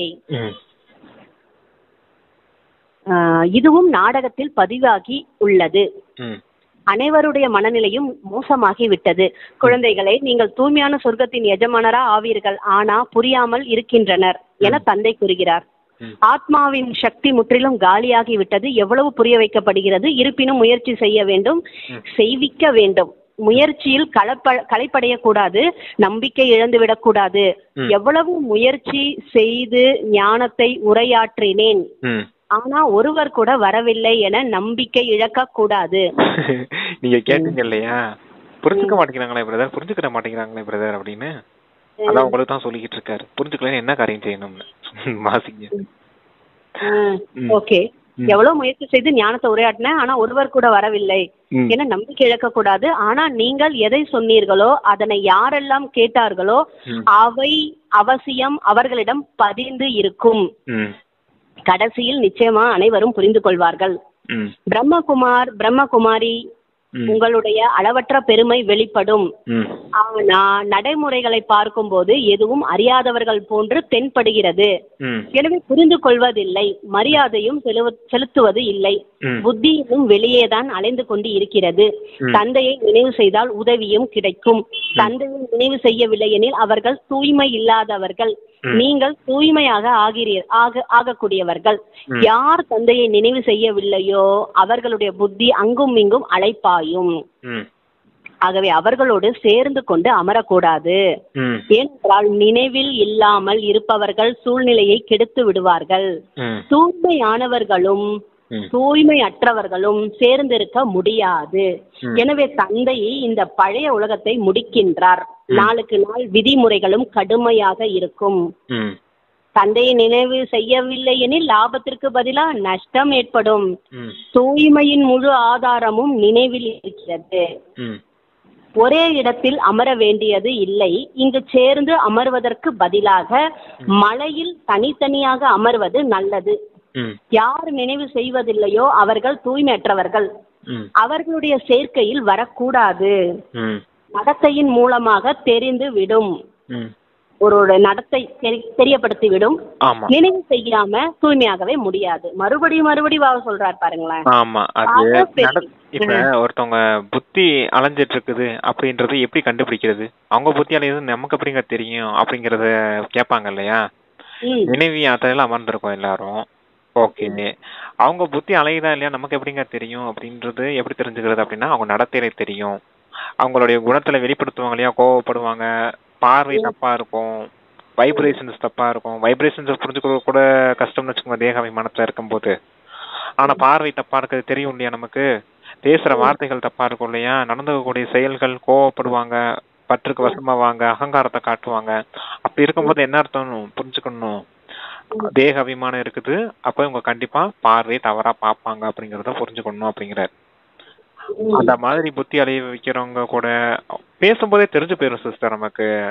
எப்படின்னா நான் கேட்டேன் ஒரு தடவை, பாபா குழந்தைகளை எப்படி நம்ம கண்டுபிடிச்சதுன்னா, நம்ம இந்த விஷயத்த பாபா சொல்றத வச்சு புரிஞ்சு அப்ப நம்ம என்ன செய்யணும்ன்றதையும் பாபா உள்ளுணர்வு மாத்தணும்னு இருக்கிறாரு. அவங்க அப்படி இருந்தாலும் அதுதான் வானிலை சொன்னாரு, நீங்க நல்ல உணர்வை கொண்டு வாங்க, ஆனா கொஞ்சம் டிஸ்டன்ஸ மெயின்டைன் பண்ண சொல்றாரு. அதுதான் கொஞ்சம் புரியல.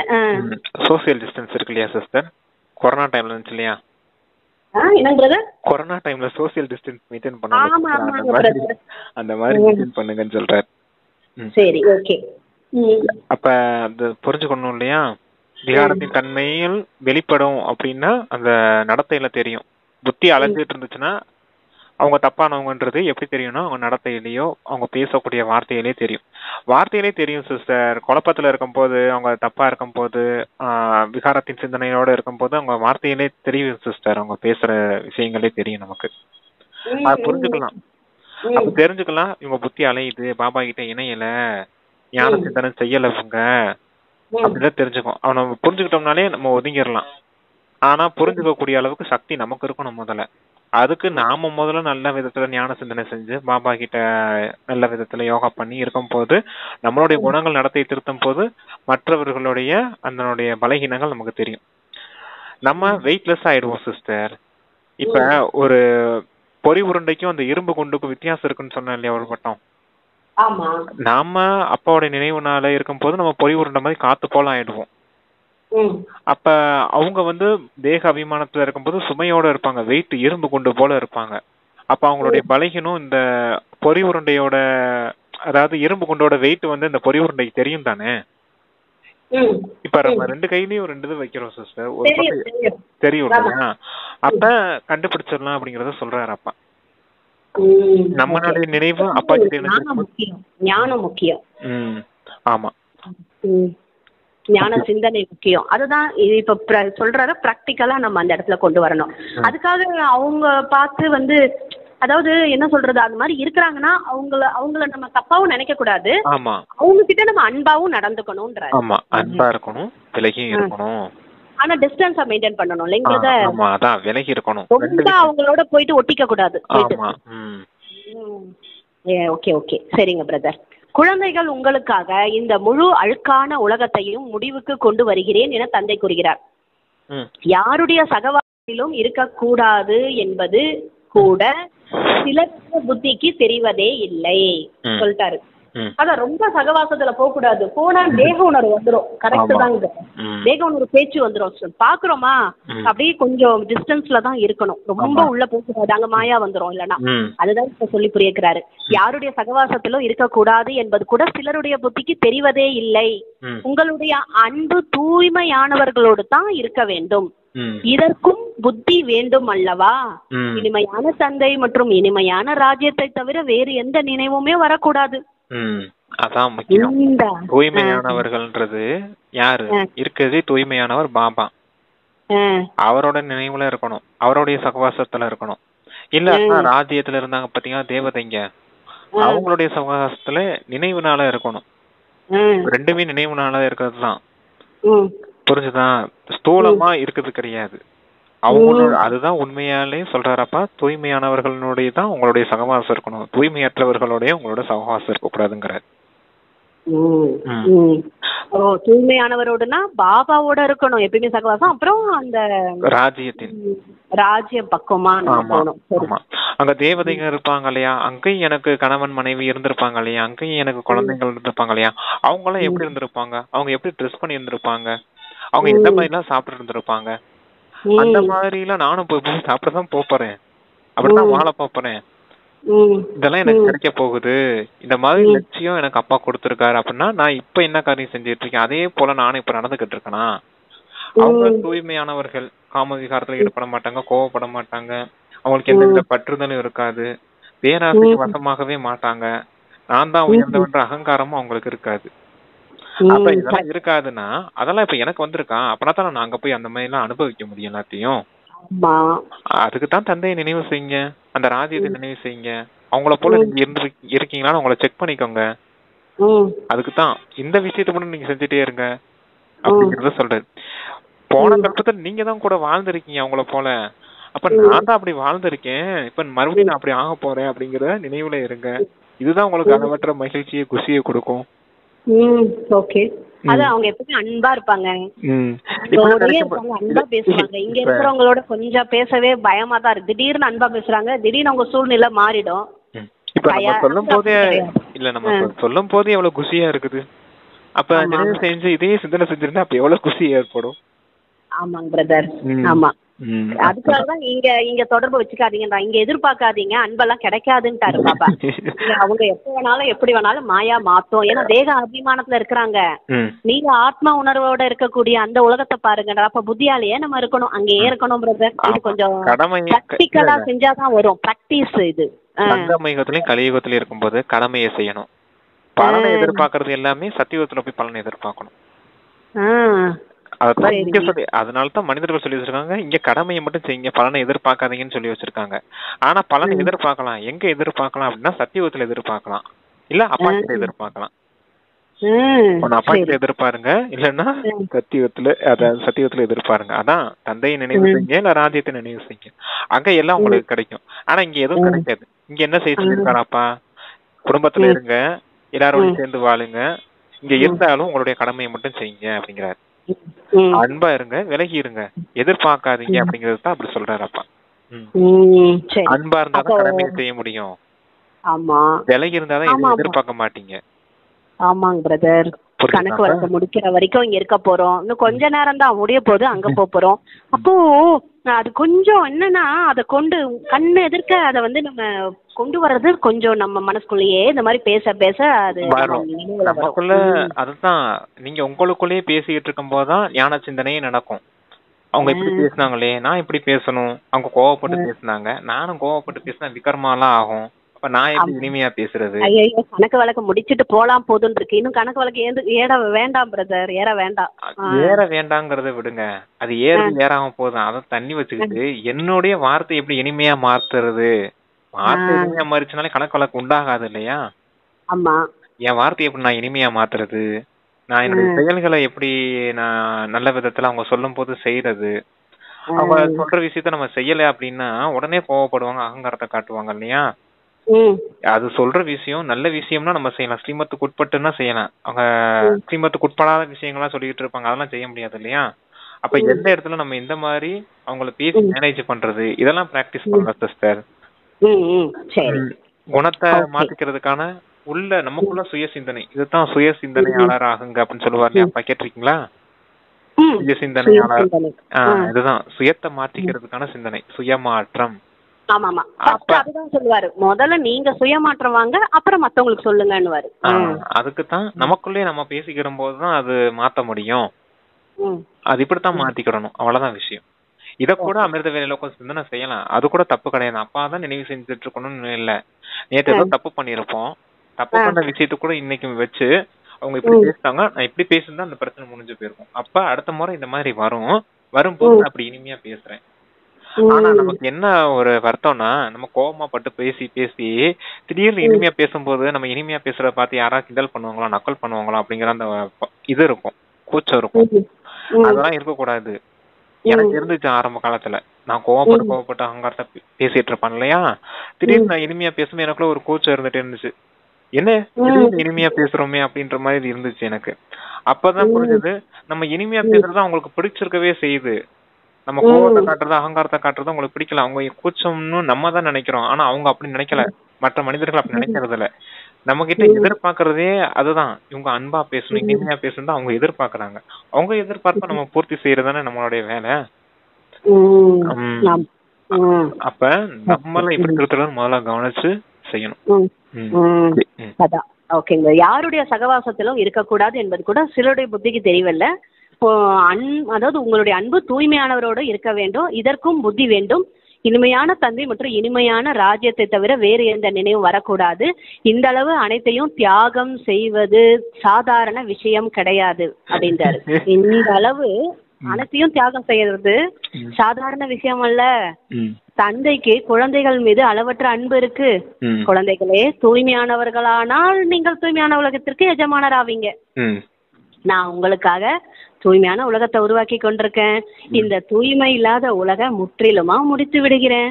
இந்த அழுக்கான உலகத்துல ஒவ்வொரு பொருளும் உங்களுக்கு துக்கம் தருகிறது, ஆயுள் காலமும் குறைந்து வருகிறது. இதைத்தான் செல்லா காசு போன்ற நிலை என கூறப்படுகிறது. சோழிக்கும் வைரத்துக்கும் வித்தியாசம் இருக்கிறதல்லவா? ஆகவே குழந்தைகள், உங்களுக்கு மிகவும் எந்த அளவு எவ்வளவு மகிழ்ச்சி இருக்க வேண்டும். சத்தியமானவர்கள் நடனமாடிக்கொண்டே இருப்பார்கள் என கூறப்படுகிறது. நீங்கள் சத்தியுகத்தில் மகிழ்ச்சியில நடனமாடிக்கொண்டே இருப்பீர்கள். ம் இங்குள்ள எந்த பொருளின் மீது உங்கள் மனம் செல்லக்கூடாது. ம் இந்த உலகத்தை பார்த்தும் பார்க்காமல் இருக்க வேண்டும். ம் கண்கள் திறந்திருந்தும் தூங்குவது போல் இருக்க வேண்டும். ம் ஆனால் அதற்கு தைரியமான மனநிலையும் வேண்டும். ம் இந்த பழைய உலகம் இருக்க போவது இல்லை என்ற நம்பிக்கை இருக்கிறது. ம் ஆகவே அந்த அளவு மகிழ்ச்சியும் நிறைந்திருக்க வேண்டும். ஆஹா, நாம் சிவபாபாவை நினைவு செய்தால் உலக அரசாட்சி கிடைக்கும். ம் ஹடயோகத்தை போன்று அமர வேண்டாம். ம் சாப்பிட்டாலும், அதாவது அருந்தினாலும், ம் காரியங்கள் செய்தாலும் தந்தையை நினைவு செய்ய வேண்டும். ராஜ்யம் உருவாகி கொண்டிருக்கிறது. தந்தை தாசியாக வேண்டும் என கூறுவாரா என்ன? ம் முயற்சி செய்து தூய்மையாக வேண்டும் என தந்தை கூறுகிறார். ம் தந்தை தூய்மை ஆவதற்கு முயற்சி செய்ய வைக்கிறார். ம் நீங்கள் மீண்டும் தூய்மை இழந்து எவ்வளவு பொய்யான பாவங்கள் செய்கிறீர்கள். ம் இப்பொழுது சிவபாபாவை நினைவு செய்தால் அனைத்து பாவங்களும் முடிந்துவிடும். ம் இது பாபாவின் மிகப்பெரிய எக்ஸம் ஆகும். ம். உலகத்தில் லட்சக்கணக்கான பணம் செலவு செஞ்சு எக்ஸத்தை எல்லாம் உருவாக்குறாங்க. ம் முழு உலகமும் இந்த எக்ஸத்தில் முடிந்து விடும் என்பது உங்களுக்கு மட்டும் தெரியும். ம் வெளிநாட்டிலிருந்து செய்தி பாரதத்தில் பரவும். ம் தந்தையிடம் புத்தியின் தொடர்பை கொண்டு சென்றால் பாவங்கள் நீங்கும். மேலும் உயர்ந்த பதவியும் கிடைக்கும். குழந்தைகள் முயற்சி செய்ய வைப்பது தந்தையோட கடமையாகும். ம் மறுபடியும் சொல்ற, குழந்தைகளை முயற்சி செய்ய வைப்பது தந்தையோட தந்தை கடமை. கடமை. ம். அடுத்து சொல்றாரு, லௌகீக தந்தை குழந்தைக்கு சேவை செய்து சேவையை ம் எடுத்துக்கொள்வார். ம் அதாவது இங்கு தந்தை கூறுகிறார், நான் கூட உங்களுக்கு 21 பிறவிக்கான பலனாக ஆசிய தரேன். ம். ஆகவே அப்படிப்பட்ட தந்தையை சொல்வதை கேட்கணும், அவசியம் நினைவு செய்ய வேண்டும்.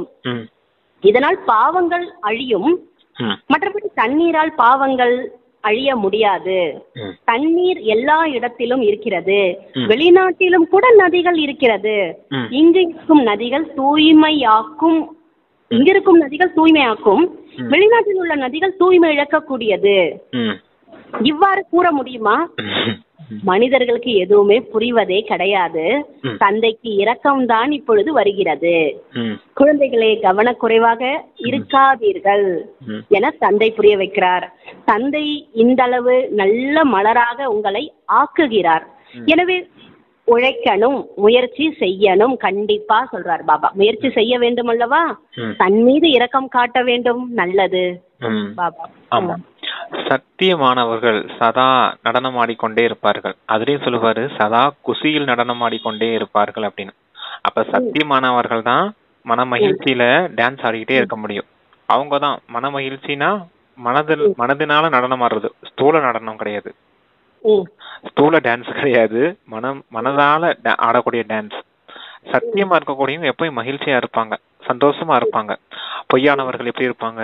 டான்ஸ் ஆட முடியாம முடங்கி போய் கிடப்பாங்க, மகிழ்ச்சியே இருக்காது, வாடின முகத்தோட இருப்பாங்க. அதனாலதான் அப்ப அந்த பாயிண்ட் சொல்றாரு, சத்தியமானவர்கள் நடனம் ஆடிக்கொண்டே இருப்பார்கள். சாதாரண விஷயம் கிடையாது தந்தையை நினைவு செய்யறதும் ராஜ்யத்தை மட்டும் நினைவு செய்யறது. இருந்தாலும் அதுலதான் உழைப்பு இருக்குது. உலகத்திற்கு எஜமானர் ஆக்குறது தந்தை வந்திருக்காரு இல்லையா? அப்ப தந்தை எந்த அளவுக்கு நீங்க அன்பா நினைவு செய்யணும். அந்த ராஜ்யம், உலக ராஜ்யமே கிடைக்குதுன்னா அப்ப உங்களுடைய நடத்தை எந்த அளவுக்கு உயர்ந்து இருக்கணும். அப்ப தன் மீது கவனம் வச்சு தன்னுடைய நடத்தையை நீங்க தான் திருத்தணும் அப்படின்னு சொல்றாரு. அதுக்கு தந்தையோட நினைவு துணை இருக்கும். அதுக்குதான் இவ்வளவு விஷயம் சொல்றாரு. நடத்தையை திருத்துங்க, யோகா பண்ணி பாவ கர்மங்களை அழிங்க. அதுதான் உங்களுடைய பாவ கர்மங்களை அழிக்கிறதுக்கு ஒரே வழி. இந்த ஸ்தூல தண்ணீர்ல எல்லாம் குளிச்சிட்டு இருந்தீங்கன்னா எப்படி உங்களுடைய பாவ கர்மங்கள் அழியும்? அதுலயும் இந்தியால இருக்க நதி தான் தூய்மையாக்கும், ஃபாரின்ல இருக்க நதிலாம் தூய்மையாக்காது அப்படின்னு சொல்ல முடியுமா? எந்த விஷயத்தையும் மனிதர்கள் புரிஞ்சுக்கிறதே கிடையாது. எங்க பாவம் அழியுமோ அந்த விஷயத்த சொன்னா யாருமே கேட்க வர மாட்டேங்கிறாங்க. ஆனா பாருங்க, கங்கை தூய்மையாக்க கூடியதுன்னு பார்த்தா அங்க கூட்டம் கூட்டமா குவிஞ்சு அங்க அடிதடி சண்டையை போட்டுட்டு அதனால கூட நிறைய பேர் இறந்து போறாங்க. விஷயங்கள்லாம் இருக்குது இல்லையா சிஸ்டர்? அங்க கூட துக்கம் தான் ஏற்படுது. சங்கமத்துல கூட அந்த சங்கமம், எந்த சங்கமம்? நதிகள் கடலும் சங்கமிக்கிற சங்கமத்துல கும்பமேளான விசேஷம் கொண்டாடுறாங்க. கூட்டம் கூட்டமா போய் துக்கம் தானே ஃபீல் ஆகுதாங்க. அதுலயும் பாருங்க, தூய்மையான நதின்னு சொல்றாங்க கங்கை நதிய. இவங்க எல்லாரும் கூட்டமா போய் அங்க போய் குப்பை குளங்களா ஆக்கிட்டு வந்துடுறாங்க. தூய்மையான நதியை தூய்மையற்றதா ஆக்கிட்டு வந்துடுறாங்க. அப்ப இந்த விஷயங்கள்லாம் இருக்குது இல்லையா, அதை சொல்றாரு அப்பா. விஷயம் ஒண்ணுதான், அப்பா நினைவு செய்யுங்க, தூய்மையாகிடுவீங்க, பாவ கர்மங்கள் அழிஞ்சிரும். பாவ கர்மங்கள் அழிஞ்சிருச்சுன்னா தூய்மையான உலகத்துக்கு போயிடுவீங்க. அவ்வளவுதான் சிஸ்டர், வேற ஒண்ணும் இல்ல. அடுத்து தாரணில பாபா என்ன சொல்றாருன்னா, இந்த உலகத்தில் எந்த பொருளின் மீதும் உங்கள் மனம் செல்லக்கூடாது. கண்கள் திறந்திருந்தாலும் தூங்குவது போன்று இருந்து அப்படிப்பட்ட மகிழ்ச்சியின் ஆன்மீக போதையில் இருக்க வேண்டும். ஆமா பிரதர், இந்த ஒரு பாயிண்ட் நடுவுல பாபா சொன்னாரு. ஏதாவது என்ன சொன்னாரு, கண்கள் திறந்துதான் இருக்கணும், எதை பார்த்தாலும் பார்க்காத மாதிரி தூங்குற மாதிரி இருக்கணும். கண்ணு தூங்குனது போல இருக்கணும் அப்படின்னா மனம் அமைதியா இருக்கணும், கண்கள் திறந்து இருக்கணும். மனசு அமைதியா இருக்கும் போது மாத்தும் பார்க்காத மாதிரி கேட்டும் கேட்காத மாதிரி இருப்பீங்க இல்லையா. அப்ப கண்கள் திறந்திருக்குது அப்படின்னா புத்தியில வேற ஏதோ விஷயம் ஓடிக்கிட்டு இருக்குது, ஞானத்தின் சிந்தனை ஓடிட்டு இருந்ததுன்னா கண்ணு திறந்து இருக்கும். அப்ப பாருங்க, கண்ணு திறந்து இருக்கும், ஞான சிந்தனை செய்துட்டு இருப்பீங்க. இந்த உலகத்திலே நீங்க இல்ல. அப்பா கொடுத்த விஷயமே என்ன, இந்த உலகத்துக்கான விஷயமா, பரந்தாமத்துக்கான விஷயம், சுகதாமத்துக்கான விஷயத்தெல்லாம் அப்ப சொல்லி கொடுத்துட்டு இருக்காரு. அப்ப அதை சிந்தனை செய்துட்டு இருக்கும்போது இந்த உலகத்தின் விஷயமே உங்க புத்தியே போகாது. அந்த அளவுக்கு நீங்க புத்தியில ஞான சிந்தனை செய்து போதையில இருப்பீங்க, ஆன்மீக போதையில இருக்கணும் அப்படின்னு சொல்றாரு. கண்கள் திறந்திருந்தாலும் தூங்கிய நிலையில் போல இருக்கணும்னா அமைதியா இருக்கணும் அப்படிங்கறத சொல்றாரு. அதான், இந்த உலகத்தின் எந்த பொருள் மீதும் உங்க மனம் செல்லக்கூடாது, கண்கள் திறந்திருந்தாலும் தூங்குவது போன்று இருந்து அப்படிப்பட்ட மகிழ்ச்சியில் ஆன்மீக போதையில் இருக்க வேண்டும். 2வது பாயிண்ட், எல்லா ஆதாரமும் தூய்மையில் தான் இருக்கு. எனவே தூய்மை இல்லாதவர்களின் அங்கம் நம்மோடு நெருங்காமல் பார்த்து கொள்ள வேண்டும். இனிமையான தந்தை, இனிமையான ராஜ்யத்தை தவிர வேறு எந்த நினைவும் வரக்கூடாது. வரதானம், நீங்கள் எல்லைக்குட்பட்ட இச்சைகளை ஆசைகளை விட்டுவிட்டு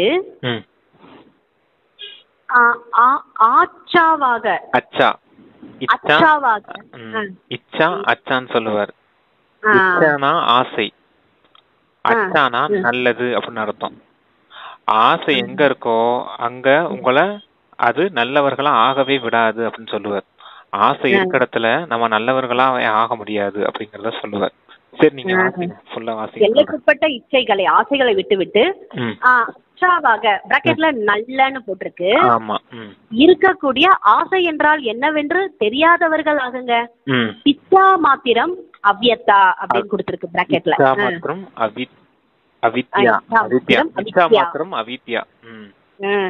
மனதில் எல்லைக்குட்பட்ட ஆசை இருந்தால் அது நல்லதாக மாற அனுமதிக்காது. நீங்கள் வெயிலில் நடக்கும்போது நிழல் முன்னோக்கி நகரும், அதை பிடிக்க முயன்றாலும் முடியாது. அதுபோல முதுகை திருப்பிக் கொண்டு நடந்தால் நிழல் உங்களை தொடர்ந்து வரும். இந்த மாதிரி ஆசை உங்களை கவர்ந்து அழ வைக்கும். அதை விட்டால் அது உங்களை பின்தொடரும். ஒரு பிச்சைக்காரன் ஒருபோதும் சம்பன்னம் முடியாது. ஒரு பிச்சைக்காரன் ஒருபோதும் சம்பன்னமாக முடியாது. எல்லைக்குட்பட்ட ஆசைகளுக்கு பின்னால் ஓடுவது ஒரு காணல் நீர் போன்றது. நீங்கள் எப்போதும் அதிலிருந்து விலகி இருந்தா ஆசை என்றால் என்னவென்று அறியாதவர் ஆகிவிடுவீர்கள். அதான் இச்சா மாத்திரம் அவித்யா அப்படின்னா ஆசை என்றால் என்னவென்றே தெரியாத நிலை அப்படின்றதான் அர்த்தம். எங்க எல்லைக்குட்பட்ட ஆசைகள் இருக்குதோ அங்க நீங்க நல்லவர்களாவே ஆக விடாது. எது ஆக விடாது? அந்த ஆசை இருந்துச்சுன்னா நம்ம நல்லவங்களாவே ஆக முடியாதுங்கிறாரு. அது ஆக விடாது. அந்த ஆசைதான் மாயையின் முதல் ரூபம். காமத்துக்கு இன்னொரு பேரே ஆசைதான். காம விகாரம், உடல் உறவு, அந்த காம விகாரம் ஒண்ணு இருக்குது. இன்னொரு காமமுக்கு அர்த்தம்னா ஆசைதான். அந்த ஆசைங்கிற விஷயம் இருந்துச்சுன்னா நீங்க நல்லவங்களாவே ஆக முடியாது அப்படிங்கறத அர்த்தம். அது எப்படிப்பட்டது அப்படின்றத சொல்றாரு பாருங்க. ஆசைங்கிறது நிழல் போல. இப்ப சூரியன் இருக்குதுன்னு வச்சுக்கோங்க. சூரியன் அப்பா, சிவபாபா தான் சூரியன். இப்ப இந்த உடலோட ஆத்மா, உடலோட இருக்க சரீரம் இருக்கு பாத்தீங்கன்னா, அதுதான் நாமன்னு வச்சுக்கோங்க. இப்ப சேர்த்து வச்சுக்கோங்க. ஆத்மா நான் இருக்கேன், என்னோட சேர்ந்த சரீரம் இருக்குது. இப்ப சூரியனுக்கு முன்னாடி நான் இருந்தேன்னு வச்சுக்கோங்க, நிழல் சைட்ல விழுகும் பாத்திருக்கீங்களா? அப்ப பாருங்க, அந்த நிழல் தான் ஆசை போன்றது. நீங்க இந்த நிழலை பிடிக்க ஓடுனீங்கன்னு வச்சுக்கோங்க, அது ஒருபோதும் உங்களால பிடிக்கவே முடியாது. அப்ப ஆசைகளுக்கு அளவே கிடையாது, அதை பிடிக்கவே முடியாதுன்றாரு. அப்ப ஆசைக்கு பின்னாடி ஓடாதீங்க. நீங்க நீங்க என்ன செய்வீங்க, அப்படியே பேக்ல திரும்பி அப்பாவை பார்த்து ஓடுங்க. பரமாத்மா சிவபாபா இருக்காரு இல்லையா, அவரை பார்த்து முன்னாடி போங்க. அப்ப என்ன ஆகும், ஆசைகள் உங்களை பின்னாடி தொடர்ந்து வந்துட்டே இருக்கும் அப்படிங்கிறார். புரிஞ்சுதா? அப்பாவுக்கு முகத்தை காட்டுங்க, ஆசைகளுக்கு அப்பாவுக்கு முகத்தை காட்டுங்க, ஆசைகளுக்கு முதுக காட்டுங்க அப்படிங்கிறார். புரிஞ்சுதா விஷயம் உங்களுக்கு? இந்த ஆசைகளை பிடிக்க ஓடுனீங்கன்னு வச்சுக்கோங்க, அது காணல் நீர் போன்றது, அது உங்களை அள வைக்காம விடாது. அதனாலதான் அப்பா சொல்றாரு, அப்பாவை பார்த்து முகத்தை திருப்பி அப்பா சொல்ற விஷயங்களை கேட்டு வாங்க. அப்ப ஆசைகள் உங்க பின்னாடி வந்துட்டு இருக்கும், அது உங்களுக்கு அடிமையாகி பின்னாடி வந்துட்டு இருக்குமே தவிர, நீங்க அதை பிடிக்க ஓடுனீங்கன்னா அதுக்கு நீங்க அடிமையாயிடுவீங்க. அதுக்கு அடிமையானீங்கன்னு எப்படி ஆவீங்க, காணல் நீர் போன்றது, உங்களை அள வைக்கும், உங்களுக்கு துக்கம் கொடுக்கும், உங்களை நல்லவர்களாவே ஆக விடாது அந்த ஆசைகள் அப்படிங்கறத சொல்றாரு. விஷயம் புரிஞ்சுதா சிஸ்டர்? ஓகே, புரியுதுங்க சார். அதாவது என்ன சொன்னா, காணல் நீர், காணல் நீருக்கு என்ன அர்த்தம்னா இருக்கிற மாதிரி இருக்கும் ஆனா ஒண்ணுமே இருக்காது. ஆமா ஆமா, கண்ணீர் வடிக்க வைக்கும், அதான் அள வைக்கும்ன்றது சொல்றாரு இல்லையா. அதான் அப்ப நீங்க அப்பாவை பார்த்து ஓடிட்டீங்கன்னு வச்சுக்கோங்க, ஆசை என்றால் என்னவென்றே தெரியாதவர்களா ஆயிடுவீங்க. இச்சா மாத்திரம் அவித்யா, தேவதைகள் அப்படித்தான் இருந்தாங்க. ஆசை என்றால் என்னவென்றே தெரியாத நிலையில இருந்தவங்கள தான் தேவதைங்கன்னு சொல்ல முடியும். அப்படிப்பட்ட எல்லாமே கிடைச்சதே, எல்லாமே இருந்ததே, ஆசையே இல்ல ஆனா எல்லாம் தான் இருந்தது இல்ல பிரதர், எல்லாம் இருந்துச்சு.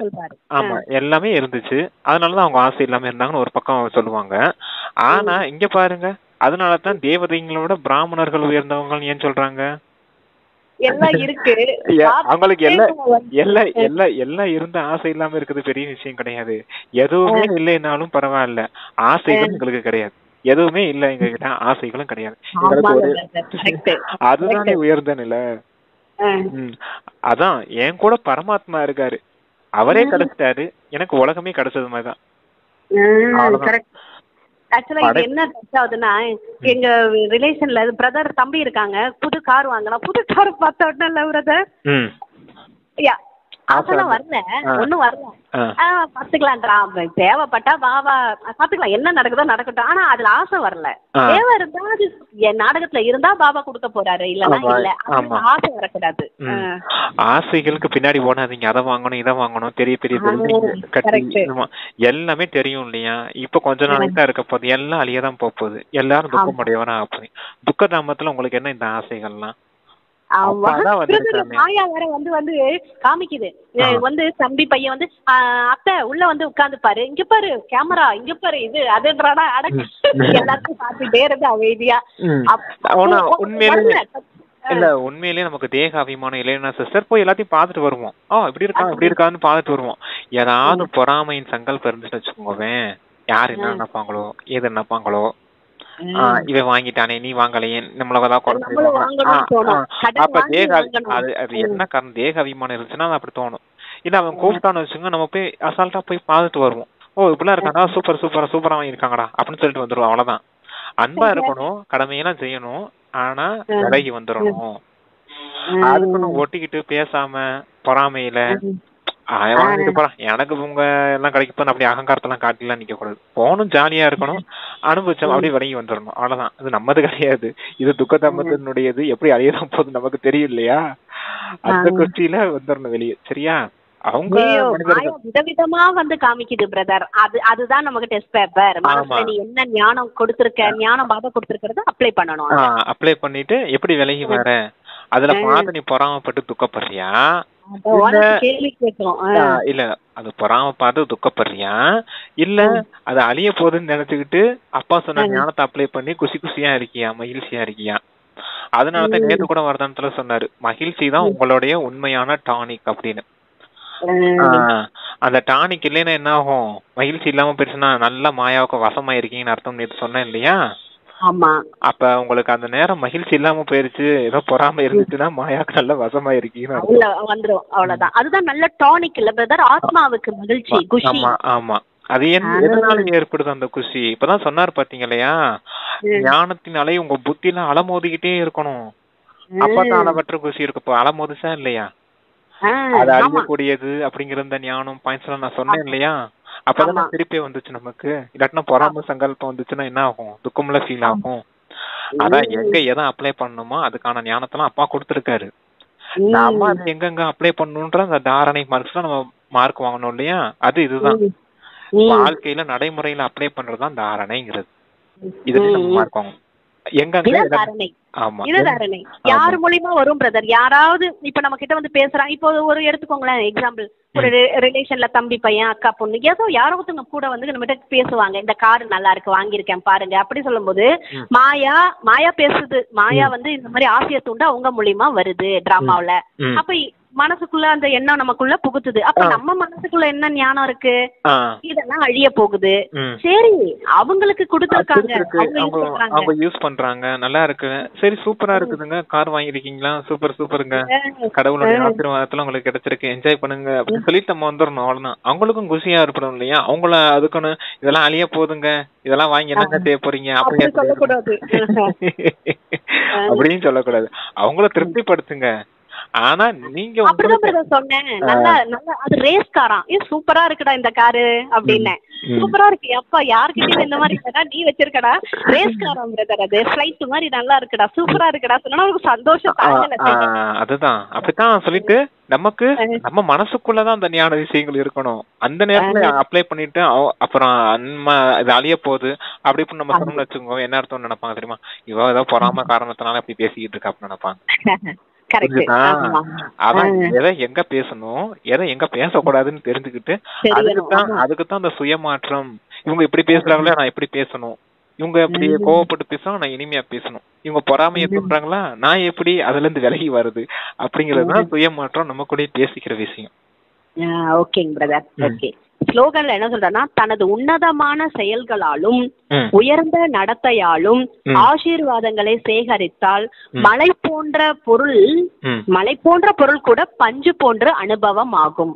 இப்ப சொன்னோம் பாத்தீங்க இல்லையா, அவங்க கிட்ட இது நல்லா இருக்குங்க அப்படின்னு சொல்லி சொல்றோம் இல்லையா, அவங்க கிட்ட சூப்பரா இருக்குங்க, அப்ப அவங்க குஷி அடையும் போது நமக்கு ஆசீர்வாதம் கிடைக்குது இல்லையா? அவங்க குஷி ஏற்பட்டு நல்லா சொன்னாங்க. ஆமா, அது ஒரு மாதிரி ஆசீர்வாதம். அது எப்படி இருக்கணும், அது எதனால வந்துச்சு நமக்கு? அந்த உயர்ந்த குணம், அந்த உயர்ந்த நடத்தையினால. அந்த ஃபர்ஸ்ட் என்ன சொன்னாங்க ஸ்லோகன்ல? அந்த உன்னதமான செயல்களாலும் அந்த செயல் அந்த உன்னதமான செயலாலையும் அந்த உயர்ந்த நடத்தையினாலும் தானே நம்மளுடைய அவங்களுடைய ஆசீர்வாதம் நமக்கு கிடைச்சிச்சு. அந்த ஆசீர்வாதம் வாங்குறது அவ்வளவு பெரிய விஷயம்ன்றாரு. அந்தையே வாங்கிட்டீங்க, அடுத்தவங்களுடைய ஆசீர்வாதம் வாங்குறதுதான் பெரிய விஷயம் உலகத்துல.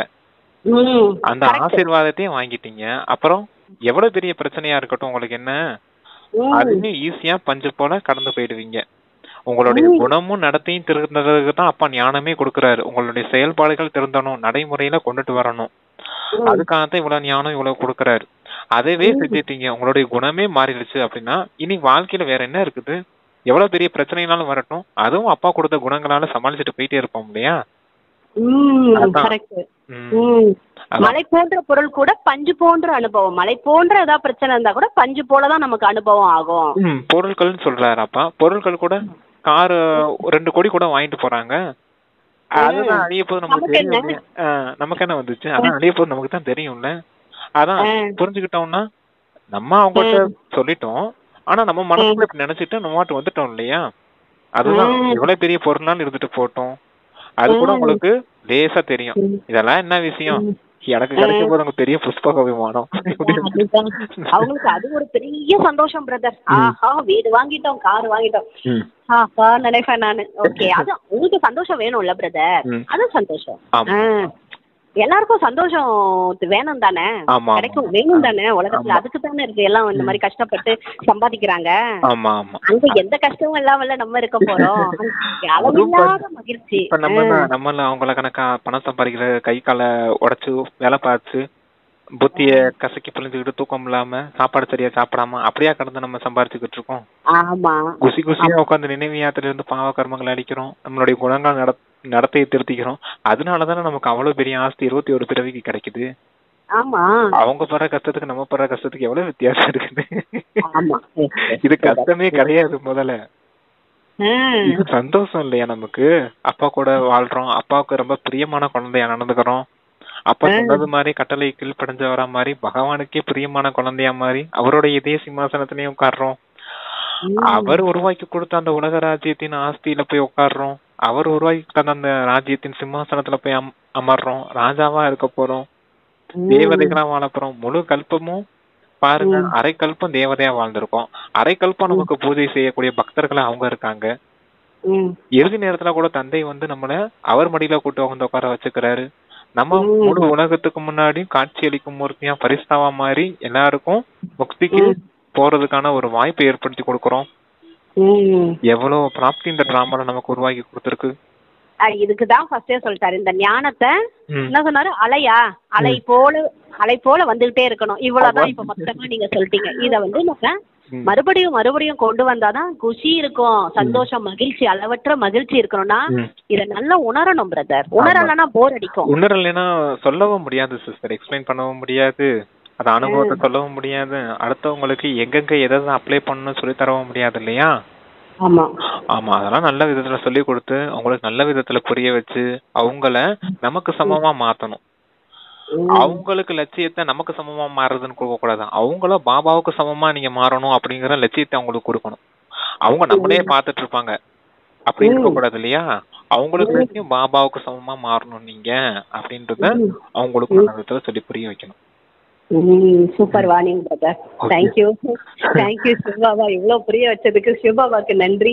தேங்க்யூ பிரதர், உங்க கருவிக்கு நன்றி, டிராமாவுக்கு நன்றி. இல்ல நீங்க வாசிக்காம நானும் இவ்வளவு தூரத்துக்கு எக்ஸ்பிளைன் பண்ண முடியாது சிஸ்டர், அதனால உங்களுக்கு ரொம்ப நன்றி. அதான் பிரதர், அனைத்துக்கும் செய்பவர் செய்விப்பவர் பாபா. அதனால கொடான கொடி நன்றி சிவ பரமாத்மா அப்பாக்கு தான் பிரதர் சொல்லணும் நம்ம இந்த இடத்துல. ஓகே, சாந்தி. தேங்க்யூ சிஸ்டர், தேங்க்யூ பாப்பா. ஓம் சாந்தி.